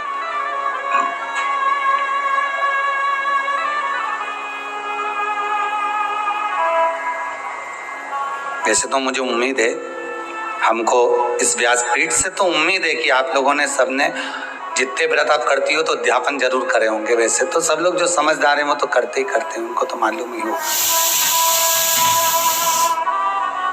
पर अगर रह गए हो, नहीं कर रहे हो, तो प्रयास करिएगा। जो भी आप व्रत 26 व्रत कोई से भी आपके जैसे पूरे अधिक मास के हर महीने के जब व्रत पूर्ण हो जाए तो प्रयास करा करो कि हम जो है रिटर्न बढ़ा, प्रयास करा करो कि हम व्रत का उद्यापन अवश्य करें। उद्यापन मूल है। व्रत की एक एक बात को हमको समझना है, व्रत की एक एक चरित्र को हमको ध्यान करना है। प्रदोष की कथा में लिखा है, त्रयोदशी व्रत की कथा में लिखा है, प्रदोष की व्रत की कथा में लिखा है कि सुबह ब्रह्म मुहूर्त में उठो, स्नान करो। ठीक है, केवल प्रदोष से मतलब नहीं है। एकादशी का अगर व्रत कर रहे हो तो उसमें भी वर्णन है, ब्रह्म मुहूर्त में उठो, स्नान करो। ठीक है। दूसरा, आसन लगाओ स्नान करने के बाद। काय का अभी बताया था, जम के बोलो कुसा का। 5 चीजों के लिए कुसा का आसन सर्वश्रेष्ठ है। 5 बीमारियों के लिए, 5 रोगों के लिए कुसा का आसन सर्वश्रेष्ठ। पहला, नेत्र के लिए, पहला नेत्र की बीमारियों के लिए कुसा का आसन श्रेष्ठ है। एक प्रयास और करिएगा, जिस समय पर किसी की आंखें आ जाए, आंखें आना मालूम है ना, आंखें आना का मतलब ये नहीं होता कि 2 की जगह और 4 आ जाएंगे। नहीं तो तुम कह दो कि गुरुजी बोले हैं कि आंखें आ जाए तो और अलग से एक्स्ट्रा आएगी हो। नहीं तो दुनिया के लोग बड़े जरा समझदार ज्यादा है ना, तो उनको जरा एक एक चीज समझ लेना चाहिए बिल्कुल हो। नहीं तो तुम वही फिर वही वाली बात आ जाएगी। अभी फिर काली मिर्ची, फिर वही बात आ जाएगी। आंखें आने का मतलब ये नहीं होता कि 2 आंख की जगह और 4 आंख आ जाए। आंखें आने का मतलब होता है कि नैनों में एक रोग हो जाता है जिसमें उसको कीचड़ आने लगता है नेत्रों में और जाले बनने लगते हैं, उसको कहते हैं नेत्र आना, आंखें आना। ठीक है, सारी दवाई आप करा लो, डॉक्टर को दिखा लो, सब कुछ कर लो, एक प्रयास करना नेत्र के लिए कि कुसा का आसन हो, उस आसन पर बैठकर अपने दोनों पंजे जब आसन पर रखा जाए और आप आराम से बैठ जाएं, प्रयास जहां तक हो कि कुसा के आसन पर कपड़े से ज्यादा स्पर्श होने की जगह पर अपने शरीर का भाग स्पर्श हो, पंजे ज्यादा स्पर्श हो, और वहां बैठकर आप भगवान की भक्ति को आधा घंटा रोज प्रतिदिन करिए। 2 दिन 2.5 दिन, बस 2 दिन भी कर लिया, 2.5 दिन भी कर लिया, 3 दिन भी कर लिया, नेत्रों से जो नेत्र आना है, भले तुमने दवाई डाली ना डाली, पर वो रोग धीरे धीरे 2 दिन के अंदर समाप्ति पर आ जाएगा। 2 दिन के। हृदय के लिए कुसा का आसन महत्व रखता है। जिसको डॉक्टर ने कह दिया कि तुम्हारी नाड़ी ब्लॉक हो चुकी है, बाईपास करवाना पड़ेगा, तुम्हारी नाड़ियां चोक हो गई है, और अगर डॉक्टर कहे कि तुम्हारे पास में 22 दिन है, 25 दिन है, 1 महीना है, और तुम इसके बाद में आकर अपना बाईपास करवा लेना, बाईपास सर्जरी करवा लेना, या आपकी नाड़ियां जो चोक हो गई है वहां पर हम रिंग डाल देंगे, छल्ला डाल देंगे और वो उसको क्लियर कर देंगे। होता है कि नहीं होता? कहते हैं डॉक्टर, कईयों को कह देते हैं कि नस चोक हो गई, नाड़ी चोक हो गई। उसके लिए जिसको हृदय का रोग हो जाता है, जिसकी नाड़ियां चोक हो जाती हैं, डॉक्टर कहे बाईपास कराना पड़ेगा, और 20 दिन अगर डॉक्टर दे दे तो उसमें से 5 दिन आप कुसा के आसन पर बैठो। 5 दिन तक प्रयास करना कि कुसा के आसन पर जितना प्रयोग कर सको। अगर कहीं बैठे भी हो कुसा के आसन पर, कहीं आप सोफे पर बैठे हो, गादी पर बैठे हो, पलंग पर, जहां बैठे हो वहां उस कुसा को बिछा लो थोड़ी देर के लिए।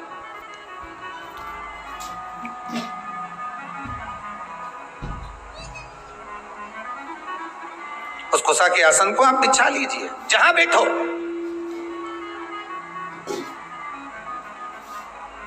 वो तो लोगों को थोड़ी सी शर्म आती है, नहीं तो हम तो कहने में पीछे नहीं हटेंगे कि आपके यहाँ जितने सोफे लगे हैं ना, हम तो कहेंगे उसकी जगह ये जो तुम लोग वो बिछाते हो ना, सोफा का सेट नहीं थे, वो क्या बोलते हैं उसके ऊपर कपड़ा बिछाते, क्या बोलते हैं उसको, सोफा का कवर।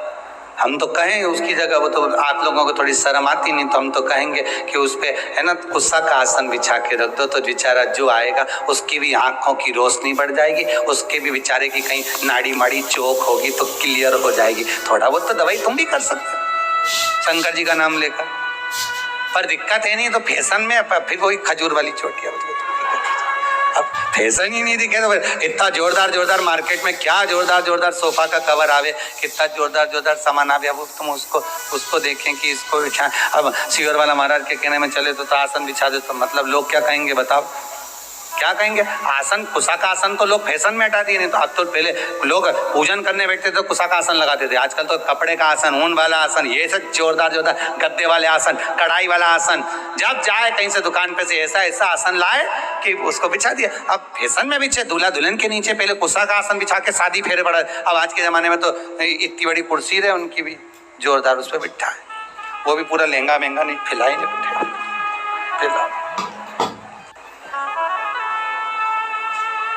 फिर बैठे।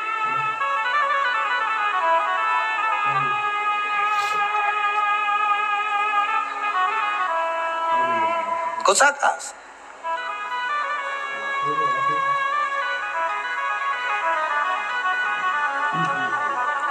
दूसरा, पहला नेत्र का रोग, दूसरा हृदय का रोग, ठीक है।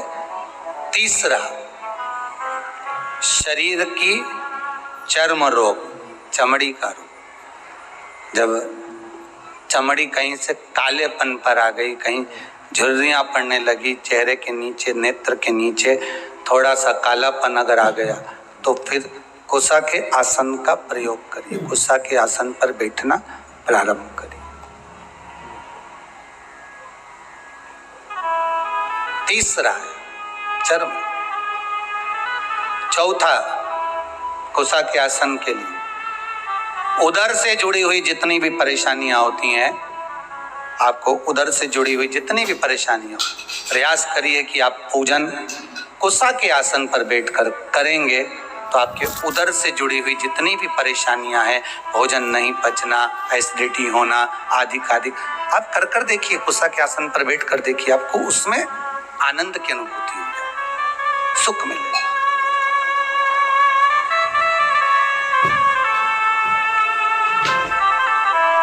पांचवा महाराज, कुसा का आसन मस्तिष्क के दर्द को भी रोक लेता है।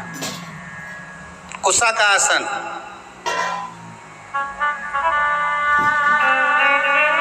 ज्यादा जब मस्तिष्क में दर्द हो, कुसा का आसन तुम्हारे घर में हो, उस पर पांव रखकर 7 मिनट 8 मिनट 10 मिनट खड़े हो जाओ, भगवान का नाम जाप करो, जो मंत्र आपको आता हो, जिस मंत्र से आप जुड़े हो, जिस मंत्र को आप जप सकते हो, ओम नमः शिवाय, श्री शिवाय नमस्तुभ्यम, ओम, जो राम कृष्ण शिव जो तुम जप सकते हो वो मंत्र जपो, वो मंत्र का स्मरण आप करो और उस मंत्र को आप जपो खड़े रहकर।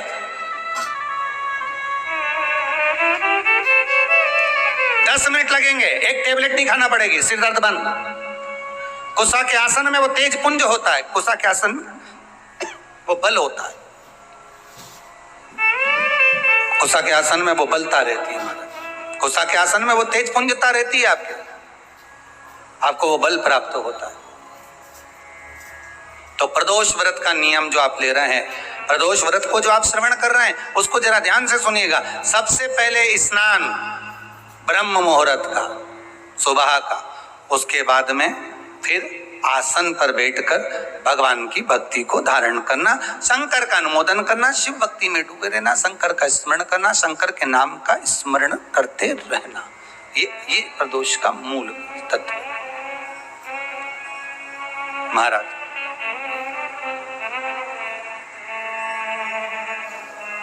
प्रदोष व्रत करने वाले को भोजन नहीं करना चाहिए,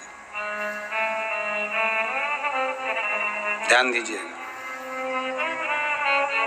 फलाहार करो, उसमें भी नमक का सेवन मत करो। प्रदोष व्रत में नमक का सेवन वर्जित होता है। कारण क्या कारण होता है? उसका एक कारण माना गया है, नमक की वर्जितता जिस समय पर एक नगर में एक ब्राह्मणी रहती थी, बहुत भाव से सुनिएगा, प्रदोष व्रत नमक को त्यागने का भाव, प्रदोष व्रत की किताब में भी मिल जाएगा आपको, आप पढ़ेंगे तो सुना होगा आपने। एक ब्राह्मणी रहती थी एक नगर में, उसका पति नहीं था, छोटा सा बालक एक साथ में रहता, छोटा सा बालक। अब ब्राह्मण के घर की धर्म पत्नी है,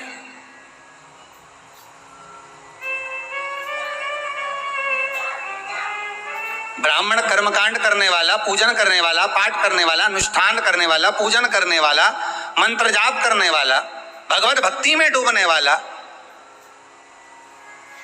ब्राह्मण तो चले गया, ब्राह्मणी बच्चे के साथ रह रही, क्या करे वो, अकेली निवास कर रही,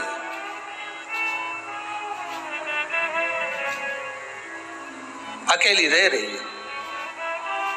और ब्राह्मणी बच्चे के साथ भ्रमण करती रहती, घूमती।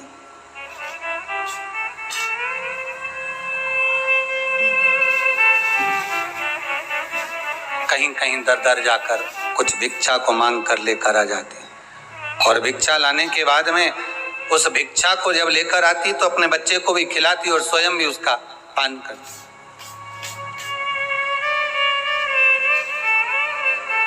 एक दिन ब्राह्मणी भ्रमण करते करते प्रदोष काल के समय पर शिव मंदिर में प्रवेश करी, प्रदोष काल के समय, और शंकर मंदिर में जब प्रवेश करा, प्रदोष काल किसको कहते हैं?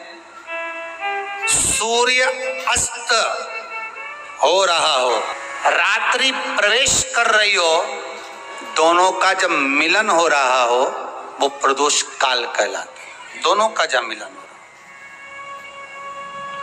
सूर्यास्त हो रहा, रात्रि अपना चरण बढ़ाने के लिए आगे बढ़ रही हो और दोनों का जब मिलन हो रहा है वो प्रदोष काल है, वो प्रदोष का समय है।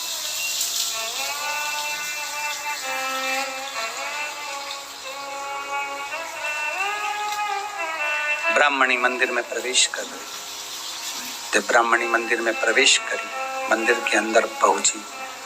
प्रदोष काल का समय था, प्रदोष का समय चल रहा था और प्रदोष काल के उस समय में जब ब्राह्मणी ने देखा कि कोई भगवान की भक्ति में लगा हुआ है, भगवान के रस तत्व में डूबा हुआ है, आज ब्राह्मणी के पास में कुछ पदार्थ नहीं है, अपने बच्चे का पेट भरने के लिए कोई सामग्री नहीं है और कुछ आस लेके वो प्रवेश करी है, कुछ आस लेकर वो अंदर प्रवेश कर जाती है।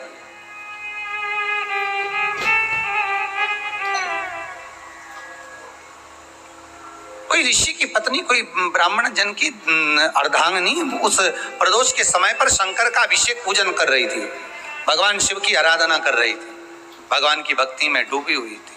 बोला सब दुख काटो मारा, भक्ति में डूबी हुई है, भगवान के स्मरण में डूबी हुई है।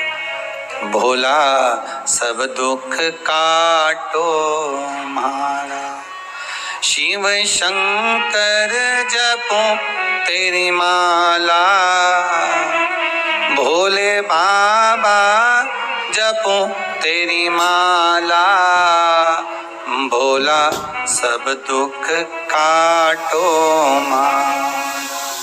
ओ भोला, आवाज ऊंची नीची हो रही, सब दुख काटो मारा। वैश्य है मंगल मंगलकारी, वैश्य है मंगल मंगलकारी। अब ठीक है। अवधूत रूप तुम्हारा, अवधूत रूप निराला, भोला सब दुख काटो, शंभो सब दुख काटो। शीश पे गंगा मस्तक पे चंदा, शीश पे गंगा मस्तक पे चंदा, अवधूत रूप निराला, अवधूत रूप निराला, भोला सब दुख काटो।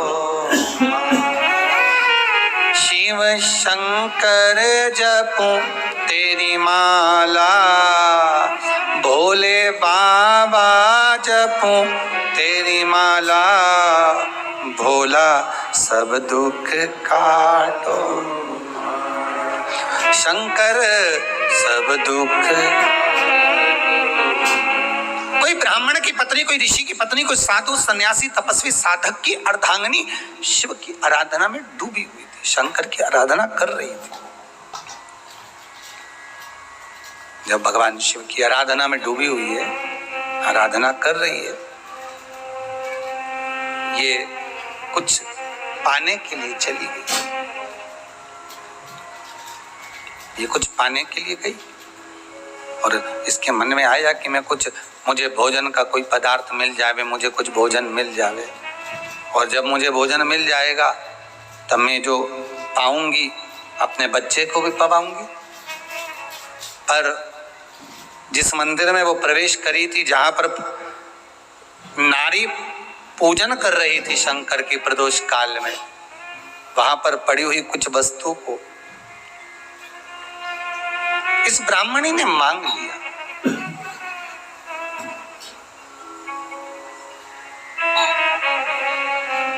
मेरे बालक को बहुत भूख लगी है, मेरा बच्चा बड़ा भूखा है, इसके भोजन के लिए थोड़ी सी सामग्री दे दीजिए, इसके भोजन के लिए थोड़ा सा कुछ रसतत्व दे दीजिए।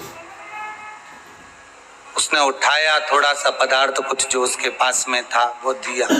जब दिया तो देने के बाद जब उसे प्राप्त हुआ और होने के बाद में जब वो मिल गया उसको, तो उसने उस समय पर उस पदार्थ को जैसे ही मुख में लिया, लेते ही कहा इसमें तो स्वाद नहीं है।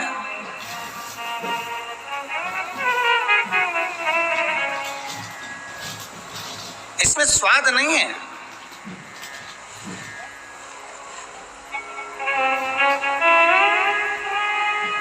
उस ब्राह्मणी ने बड़ा सुंदर एक संवाद कहा।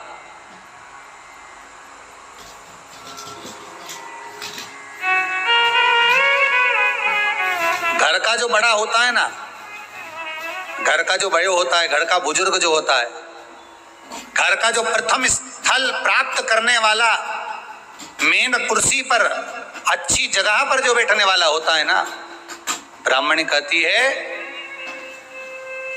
वो कभी किसी वस्तु में ऐब नहीं देखता, मिनक नहीं निकालता। जब समाज के अन्नकूट होते हैं, समाज के जब अन्नकूट होते हैं महाराज, समाज के जब अन्नकूट होते हैं, बड़ी बड़ी समाजों में जब कार्तिक महीने में अन्नकूट महोत्सव होते हैं, बहुत सारा प्रसाद बनता है। जो बुजुर्ग होते हैं ना, बड़े समझदार लोग होते हैं ना, तो अन्नकूट की जब प्रसाद खाने बैठते हैं ना, उसमें नमक नहीं भी होता ना तो नहीं बोलते कि इसमें नमक नहीं है। पर जो हमने डोनेशन दिया है, जब तुम आए थे समाज वाले, तो हमने 1000 का लिफाफा दिया, 500 का लिफाफा दिया, 2000 का लिफाफा दिया, और भोजन ऐसा बनवाया। एक व्यक्ति वो जो खाकर चुपचाप चले गया, और एक व्यक्ति वो जिसने प्रसाद पर उंगली उठाई। इन दोनों को अन्नकूट की तारीख पे इनका नाम लिख लो, और अगला अन्नकूट आए तब दोनों की दशा देखना। एक जो चुपचाप खाकर चले गया, भगवान के प्रसाद को प्रसाद मानकर, प्रभु का दर्शन मानकर लेकर चले गया, वो उन्नति की सीढ़ी पर चढ़ता चले गया, और जो मिनक निकालता रहा वो साल भर खटर पटर की जिंदगी जीता रहा। साल भर उसने केवल खटर पटर ही करा, वर्ष भर उसने कुछ करा ही, पूरी वर्ष उसने केवल खटर पटर ही करा, उसके सिवाय वो कुछ नहीं कर पाया। उठा पटक का जीवन जीता रहा, ये लाया वो पटका, वो लाया वो पटका, वो लाया वो पटका, वो लाया वो पटका, बस यही जीवन वो जीता रहा, यही जिंदगी वो जी रहा है। भगवान के प्रसाद में कभी भी ध्यान रखिएगा, भगवान के प्रसाद के अंतर्गत स्वाद की कोई मूलता नहीं होती। भगवान का प्रसाद स्वयं स्वाद है। भगवान के प्रसाद में नमक नहीं देखना, मिर्ची नहीं देखना, भगवान के प्रसाद में शक्कर नहीं देखना, भगवान के प्रसाद में कुछ ये नहीं देखना कि कितना माल डला, कितना घी, कितना बादाम, कितना काजू, कितना इलायची डला। हाँ, यहाँ तक शास्त्र कहता है कि भगवान का प्रसाद अगर बन रहा है तो उसकी सुगंध भी नहीं ली जाती है महाराज, यहाँ तक शास्त्र कहता है। जब तक भगवान उसको पानी ले तब तक उसका सुगंध भी नहीं ली जाती। और कई कई जगह तो भगवान को प्रसाद अगर सूखा सामान हाथ में आ गया, इलायची कैसी है, मंदिर के अंदर जाने वाली है भगवान को डालने के लिए, 25 बार सूंघा, हाँ अच्छी है, अब सूंघ लिया तो भगवान इसको स्वीकार करेगा क्या? अरे जम के तो बोलो। एक फूल तुमने बगीचे से तोड़ा और सोचा इसमें पहले मैं सूंघ लेती हूँ, इसमें स्वाद है कि नहीं, इस फूल में गंध है कि नहीं, इसमें सुगंध है कि नहीं, और फूल सूंघ लिया, उसके बाद तुम भगवान को देखो, भगवान स्वीकार करेगा? नहीं, भगवान स्वीकार नहीं कर सकता।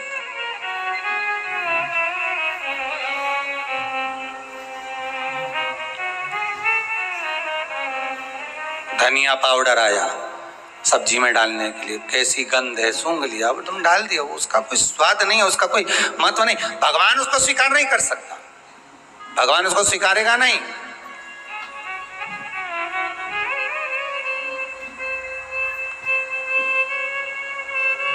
कई कई घरों में तो हंडी से दाल चलाती जाए अपने हाथ में डाल के,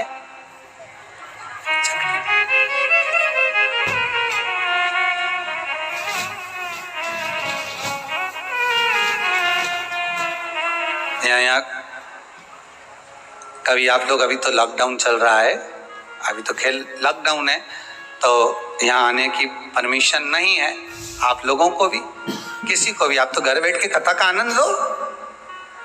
पर कभी आप लोग कभी कुबेरेश्वर धाम आएंगे ना, तो यहाँ पर एक चीज का, जैसे जो 21-21 हजार रुपये जिन्होंने जमा करे हैं और आजीवन भोजन भंडारे के जो सदस्य बने हैं, जिनकी तरफ से रोज भोजन चलता रहता है, तो आप कभी यहाँ आकर आश्रम पर जब कभी थोड़ा सा कुछ प्रसाद मिल गया, भले खिचड़ी मिली, चाहे जरा सी सब्जी भाजी मिली, जो भी मिला आपको, रोटी सब्जी पूड़ी आदि जो मिला, उसको जब आप खाएंगे ना, तो यहाँ भोजन बनने के बाद भगवान को जब भोग लग जाता है, उसके बाद ही उसको चखा जाए। यहाँ चखने का कोई क्रम नहीं, यहाँ तो बना, आया और बांटा गया, खाओ प्रसाद पाओ, बस। यहाँ तो एक ही क्रम है कि उस प्रसाद को पा लीजिए। उसमें कोई स्वाद नहीं देखा गया, उसमें कोई स्वाद की, यहाँ तो भगवान की दृष्टि का स्वाद होना चाहिए, उनकी अधरामृत का स्वाद होना चाहिए, उनके अधरामृत। महाराज ब्राह्मणी ने जैसी मुख में लिया, थूक दिया। ये श्रेष्ठ नहीं है। जो ऋषि की पत्नी अंदर पूजन कर रही थी प्रदोष काल, उसने कह दिया, आपका चेहरा बता रहा है कि आप ब्राह्मण की धर्म पत्नी हो, पर आज आप दर दर जाकर अगर भिक्षा मांग रही हो, दर दर जाकर अगर भीख मांग रही हो, दर दर जाकर भिक्षा को मांग रही हो, तो इसमें आपके पति का दोष नहीं है, दोष आपका है। क्योंकि आप भगवान के प्रसाद में भी जो स्वाद देखी थी ना, ये आपका एक जन्म का नहीं है, ये ना जाने कितने जन्म का है। ब्राह्मणी के मस्तिष्क में बैठ गया, ब्राह्मणी के उस पुकाना, वो बक्कल में नहीं अक्कल में बैठ गया कि ये स्वाद नहीं देखना। इसलिए प्रदोष व्रत के अंतर्गत ब्राह्मणी ने उस दिन से विचार कर लिया कि जैसे आप पूजन कर रही हो, जैसे आप अर्चना कर रही हो, जैसे आप आराधना कर रही हो, ऐसी आराधना, ऐसी पूजन, ऐसी भक्ति मैं भी करूंगी, ऐसी आराधना मैं भी करूंगी। अब मैं स्वाद नहीं देखूंगी। तो प्रदोष व्रत करने वाले को ध्यान रखना चाहिए कि नमक का सेवन ना करे, नमक को ना पाए, भोजन ना करे, फलाहार करिए, फल का आहार करिए, प्रयास करिए। और यदि आपने व्रत का ले लिया भोजन का कि हम तो एक टाइम फलाहार करेंगे, एक टाइम भोजन करेंगे, ऐसा भी कई लोग प्रदोष ले लेते हैं, तो वो बात आपकी है, आप तक रखो, ठीक है, अपने मन तक, ठीक है। बाबा आपकी मनोकामना पूर्ण करे, वो भी भाव रखे। शाम का समय हो, ब्राह्मणी रोज प्रतिदिन शंकर जी के मंदिर में शाम के समय पर जैसे ही प्रदोष आता और शिव जी के मंदिर में चली जाती। अब उसने प्रदोष का व्रत करना प्रारंभ कर दिया, शंकर की उपासना प्रदोष काल में करना प्रारंभ कर दी। समय आया, ये ब्राह्मणी अपने बच्चे को लेकर जा रही थी, मात्र 4 प्रदोष ही निकले थे, केवल 4 प्रदोष निकले थे। ब्राह्मणी लेकर जा रही थी अपने बच्चे को, सामने एक कोई बालक भूख से विलकता हुआ सामने आकर खड़ा हो गया। उसने भी अन्न का भाग मांगा, मुझे भूख लगी है, मेरे उदर में कुछ अन्न का भाग नहीं है, आप मुझे अन्न का भाग दे दीजिए, मुझे थोड़ा सा भोजन दे दीजिए। वो बिलकता हुआ बालक इसके चरणों में आकर पड़ गया, माता माता माता कहकर अन्न मांगने लगा, आप मुझे कुछ दे दीजिए।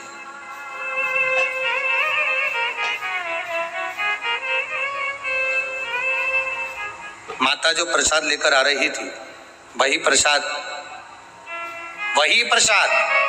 इस बालक को दिया। आपका पिता कौन है? ध्यान नहीं। माता कौन है? ध्यान नहीं। घर ले गई ब्राह्मण उस बालक को, पाल पोस कर दोनों बच्चों को बड़ा करा। बच्चा जब बड़ा हुआ, बड़ा होने पर विदर्भ राज के राज्य का युवराज था ये। इसके राज्य पर आक्रमण कर कर इसके माता पिता को मार दिया गया था और उपद्रवियों ने उस पर कब्जा कर लिया था। जब ये बड़ा हुआ इसको मालूम नहीं कि मैं विदर्भराज का बेटा हूं। बस ये तो चाह रहा था जाते जाते जाते जाते विदर्भराज में प्रवेश कर कर इसने जो देखा, अपने कुछ मित्रों को एकत्रित कर कर राज्य पर आक्रमण कर दिया। आक्रमण करा, विधर्मियों को भगा दिया, खुद राजा बनकर बैठ गया। जब ये बालक राजा बनकर बैठा तो ब्राह्मणी का जो पुत्र था उसको मंत्री बना लिया। पर इसको समझ नहीं आया, मेरा इतना बड़ा राज्य सब चले गया था, मुझे ये तक नहीं मालूम था कि मैं एक युवराज हूं, मैं एक नगर का राजा का पुत्र हूं, मुझे कुछ भी नहीं मालूम था। फिर आखिर मुझे ये सब कुछ वापस कैसे प्राप्त हो गया, ये समझ में नहीं आया कि इतना वैभव, इतना धन, इतनी दौलत, इतनी संपदा मुझे कैसे मिल गई, कारण क्या है, उसके पाने का मुझे क्या कैसे मिला है, ये कैसे प्राप्त हुआ है।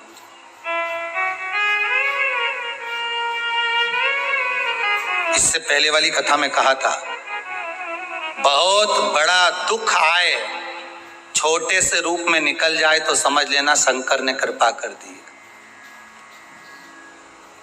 बहुत दिन से काम नहीं हो रहा था, काम तुरंत हो गया, समझ लेना शिव ने कृपा कर दी।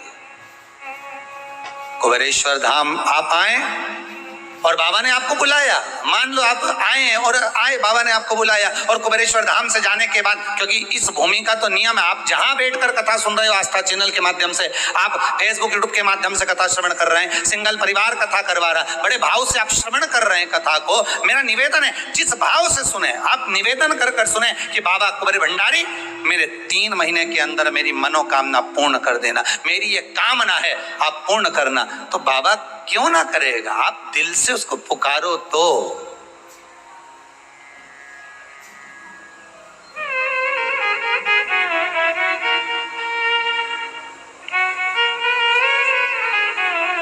आप दिल से उसको पुकारो, क्यों नहीं आएगा। मेरे भोले तेरा सहारा है, मेरी नैया का तू किनारा है, मेरी नैया का तो किनारा है, क्यों ना देगा।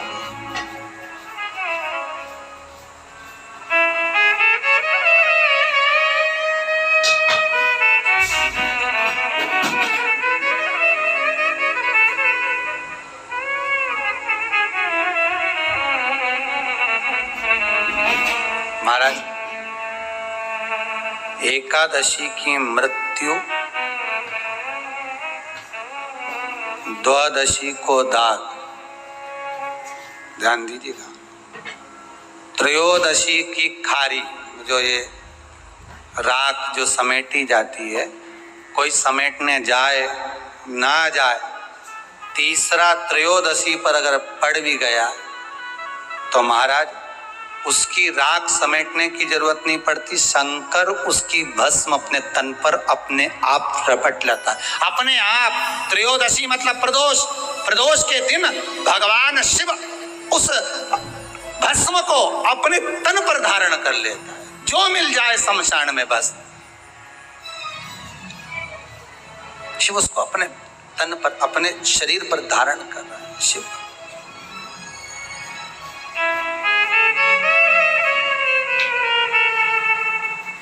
प्रदोष त्रयोदशी, महाराज ब्राह्मणी, उस राजकुमार के मन में प्रश्न उठ गया, उस ब्राह्मण के, उस राजकुमार के मन में प्रश्न उठा कि मुझे वापिस कैसे मिला। गया, जिस माता ने पाल पोस कर बड़ा करा था उसके पास पहुंचा, माता जी के पास में जाकर कहा, माँ ये तो बताओ कि मुझे ये वापिस कैसे मिल गया, मैं नहीं जानता था, कुछ भी नहीं जानता था, ये मिला कैसे, कैसे प्राप्त हुआ है। ब्राह्मणी ने कहा मुझे नहीं मालूम, पर इतना जरूर हो सकता है कि हो सकता है कि तुम्हारा पूर्व समय का कोई पुण्य प्रबल हुआ होगा, उससे मिला होगा, हो सकता है। किसी ऋषिवर के चरणों में, गुरु के चरणों में जाकर बैठा, गुरुदेव से निवेदन करा कि ये मुझे मिला कैसे, ये वापिस मुझे कैसे प्राप्त हो गया। अरे भगवान को धन्यवाद दो कभी कभी कि तूने अच्छे घर में पैदा किया, अच्छा परिवार दिया, अच्छा पति दिया, अच्छी पत्नी दी, अच्छे बच्चे दिए, अच्छा कुटुंब दिया, घर दिया, दुकान दी, जमीन जायदाद दी, शरीर अच्छा दिया, हाथ पैर आंख नाक मुंह सब बढ़िया दिया, एक के भी निपटा के नहीं भेजा तूने।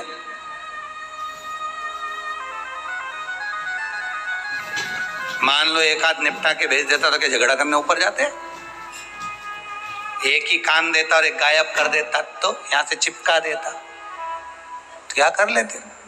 हाथ एक देता और एक गायब कर देता तो क्या झगड़ा करने जाते ऊपर कि मुझे ऐसा शरीर दिया? नहीं, भगवान को धन्यवाद देना कि मुझे अच्छे घर में पैदा करा, कटोरा लेके वहां चौराहे पे नहीं बिठाया, तूने अच्छा घर दिया, 2 समय की रोटी दे रहा है, खूब जोरदार शरीर दिया, भजन करने का मुहूर्त दिया, और बचा कुचा था तो ये सियोर वाला महाराज दे दिया, कथा सुनाने वाला।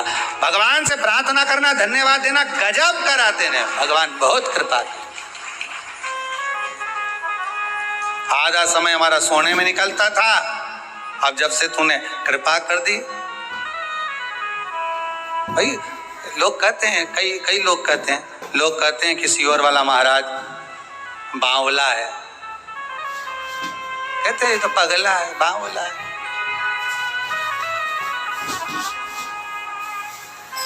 भाई दुनिया के लोग तो कहते हैं कि सियोर वाला महाराज बावला है, पर लोगों को कैसे समझाऊं, कैसे कहूं कि सियोर वाला महाराज महादेव का लाडला है, इनको कैसे समझाया?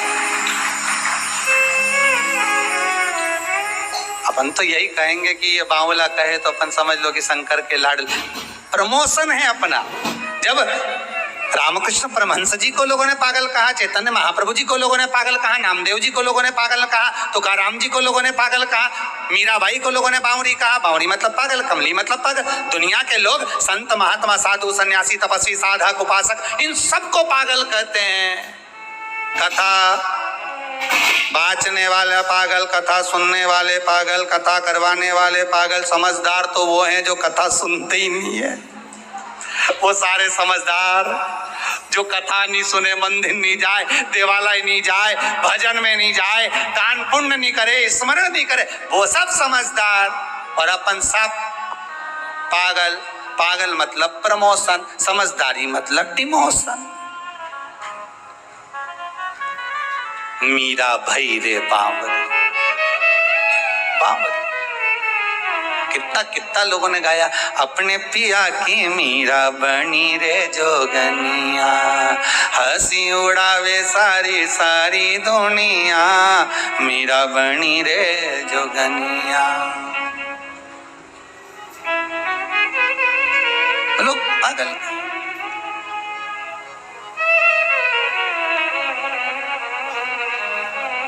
गांव का लोग मने बावरी बतावे, संगरी सहेलियां जी उंगली उठावे, हंसी उड़ावे सारी सारी दुनिया, हंसी उड़ावे सारी सारी दुनिया, मीरा बनी रे जोगनिया, अपने पिया की मीरा बनी रे जोगनिया। लोग बावरी कहे, पागल कहे, मूर्ख कहे, जो कहना कहे, जो कहना कहे, वो बावरा कहते हैं। हो सकता है हम महादेव के लाडले हो रहे हो, दुनिया हंसी उड़ाए, ताने दे, तुम तो बढ़िया जोरदार चोटी करके खूब नाचो, बस भगवान का भजन करो। भाई इस्कॉन मंदिर में जाकर देखना, हरे राम राम राम हरे हरे, हरे कृष्ण कृष्ण कृष्ण हरे कृष्ण कृष्ण हरे हरे, हरे राम राम राम। खूब उछल रहे, नाच रहे, भजन कर रहे। दुनिया के लोग उनकी मोबाइल में मूवी बना रहे कि बताओ कैसे नाच रहे, पर इनको कौन समझाए। अरे मीराबाई से भी राणा ने कहा, एक जगह बैठ के क्यों नहीं भजन गाती, बार बार खड़ी हो जाके नाचने लगती है। एक जगह बैठकर भजन क्यों नहीं गाती? फिर नाचने लगती है, बार बार नाचती है। मीराबाई ने कहा, राणा तुझे कैसे समझाऊं, चाय की पत्ती के डब्बे में चम्मच रखी है छोटी सी, चम्मच दब गई नीचे, निकालने के लिए हाथ मत डालो, डब्बे को उछालो, चम्मच ऊपर आ जाएगी। उसी तरह भगवान छुपा है अंदर, थोड़ी देर नाच लो, निकल कर बाहर आ जाता है। उसको पाने का तरीका, उसको प्राप्त करने का तरीका है। पर लोग कहें ये पागल, ये बावरी, कहे तो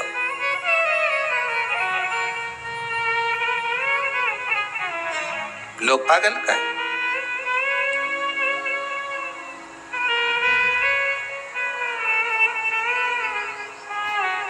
देखो साधारण भाषा में हरियाणी में कहते ना, नी में कमली होली, नी में कमली होली, रूप सलोना देख श्याम का, रूप सलोना देख श्याम का, सुध बुध मेरी खोली, नी में कमली होली, नी में कमली होली, नी में कमली होली, नी में कमली होली। सुध नहीं है, विचार नहीं है, भाव, बस हृदय चित्त मन परमात्मा में रमा हुआ है, लगा हुआ है, उस चित्त को लगा कर रखा। शाम का समय मालूम नहीं कहां से प्राप्त हो गया। भगवान को धन्यवाद दो, तूने दिया, खूब दिया, तेरी कृपा है जो आज बैठकर मैं भगवान की कथा सुन रही हूं, भगवत भजन कर, ये तेरी कृपा है। और भगवान ने कृपा करी। फिर दिन भर का जो समय निकला, उस ब्राह्मणी से बच्चे ने जब पूछा तो उसने कहा मैं क्या करूं और अच्छा करने के लिए, तो ब्राह्मणी के मुख से निकल गया, प्रदोष का व्रत कर ले, प्रदोष काल में जाकर भगवान शंकर की आराधना कर, शिव मंदिर में जाकर अर्चना कर, प्रदोष काल में जाकर शंकर को नमन कर। अगर प्रदोष का व्रत नहीं भी करता तो प्रदोष काल में जाकर शंकर के मंदिर में एक घृत का घी का दिया लगा दे। आपको पहले भी कहा है, तुम्हारी भगवान से अगर बैर है, भगवान के मंदिर नहीं भी जाना चाहते तो भगवान की चौखट पे ही दिया लगा दो, पर लगाओ। शाम के समय पर प्रदोष काल में बेलपत्री के पेड़ के नीचे, चाहे शंकर के मंदिर के दरवाजे पर या शिव मंदिर में, अगर आप प्रदोष के दिन दिया लगाते हो, सोमवार के दिन दिया लगाते हो, तो ऐसा कोई व्यक्ति नहीं जिसको मेरे देवाधिदेव महादेव मेरा विश्वनाथ भंडार नहीं भरता हो, खाली नहीं छोड़ेगा, दे देगा, भंडार भर देगा, कमी तो नहीं रख सकता, ये पक्का। पर तुम करना ही नहीं चाह, 2-4 सोमवार करो और उसके बाद के तो महाराज जी हमने तो करा था, हमको तो मिला ही नहीं। 2-1 प्रदोष करा तुमने, अरे 1 साल करो, सारे दरबदर भी तो अपन ठोकर खा कर आए, इतना साल निकाला अपन ने, और 6 महीना 3 महीना 4 महीना भगवान से निवेदन तो करो, दिल से कहो तो सही, नी भंडार भरे तो बात दूसरी, एक बार बोलो तो। पर जगत के लोगों के सामने जाकर मत कहना तो देव अधिदेव महादेव से कहना। अब वो राजकुमार ने फिर व्रत करा, और व्रत करा तो उसका फल ये हुआ कि एक गंधर्वों की कन्या अंशुमति इस राजकुमार को देखकर लोभित हो गई। पिताजी ने समझाया, विवाह मत कर बेटी, अपन गंधर्व लोक में निवास करने वाले और देवलोक में रहने वाले से तू विवाह कर रही है, कहां जाएगी? देवलोक में रहने वाले इस मृत्यु लोक में निवास करने वाले से विवाह कर रही। नहीं पिताजी, मैं गंधर्व लोक छोड़ दूंगी, देवलोक छोड़ दूंगी, पर मैं विवाह उसी से करूं। पिताजी ने कहा जो तेरा भाग्य। विवाह हो गया, राजकुमारी भी आ गई।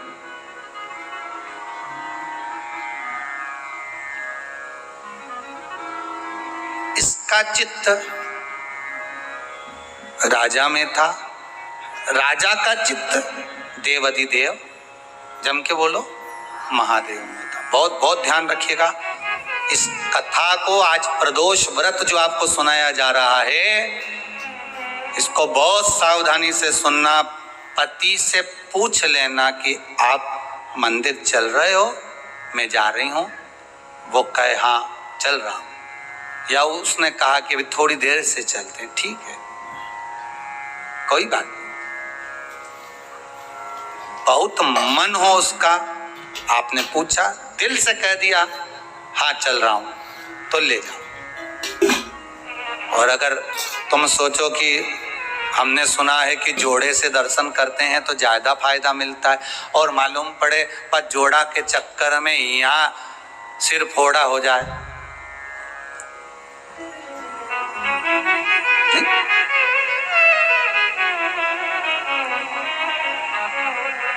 हो सकता है जोड़े के चक्कर में सिर फोड़ा हो जाए। नहीं जाना ना, मैंने एक बार मना कर दिया। कैसे नहीं जाओगे, चलो मेरे साथ। लड़ाई झगड़ा करके ले गई, मंदिर में पहुंच भी गई। इसका मन महादेव में, किसका मन लगेगा? अरे बोलो तो सही, जो पत्नी लेके गई है उसका मन पत्नी लेके गई, इसका पत्नी का मन महादेव में लगेगा क्या? ईमानदारी से बोलना नहीं, क्योंकि उसका भगोने जैसा जब मुंडा देखेगी तो बार बार अगरबत्ती भी लगे।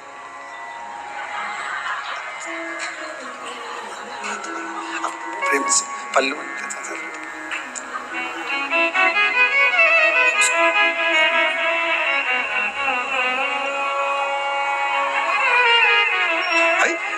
इसका मन महादेव में नहीं, अगरबत्ती जरूर लगा रही, दिया जरूर लगा रही, पर इसका मन वो भगोना में है, वो उसमें बेरू में लगा हुआ है। मन लगे ही नहीं, वो लगा है। और उसका मन किस में लगा है? आ तो गया, उसका मन किस में लगा है? महादेव में। इनके चक्कर में आया, इसका उसमें, उसका इसमें लगा है। कौन से महाराज ने बताया था इसको प्रदोष का व्रत? शंकर जी से पूछ रहा, और शंकर जी बोल रहे सीवर वाला बताया।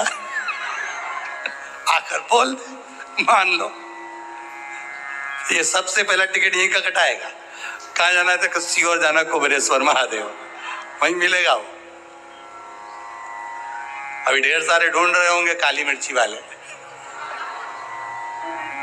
महाराज।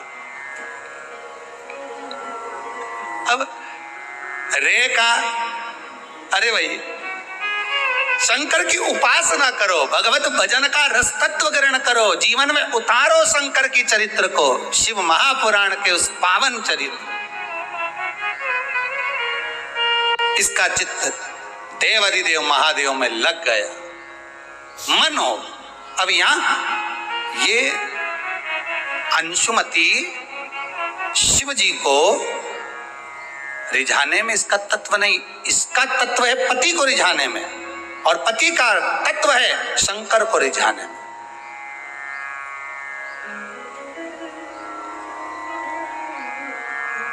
शिव को रिझाने में पति। आज अंशुमती को साथ लेकर शिव मंदिर में पहुंच गए। पत्नी ने पूछा, अंशुमती ने पूछा, स्वामी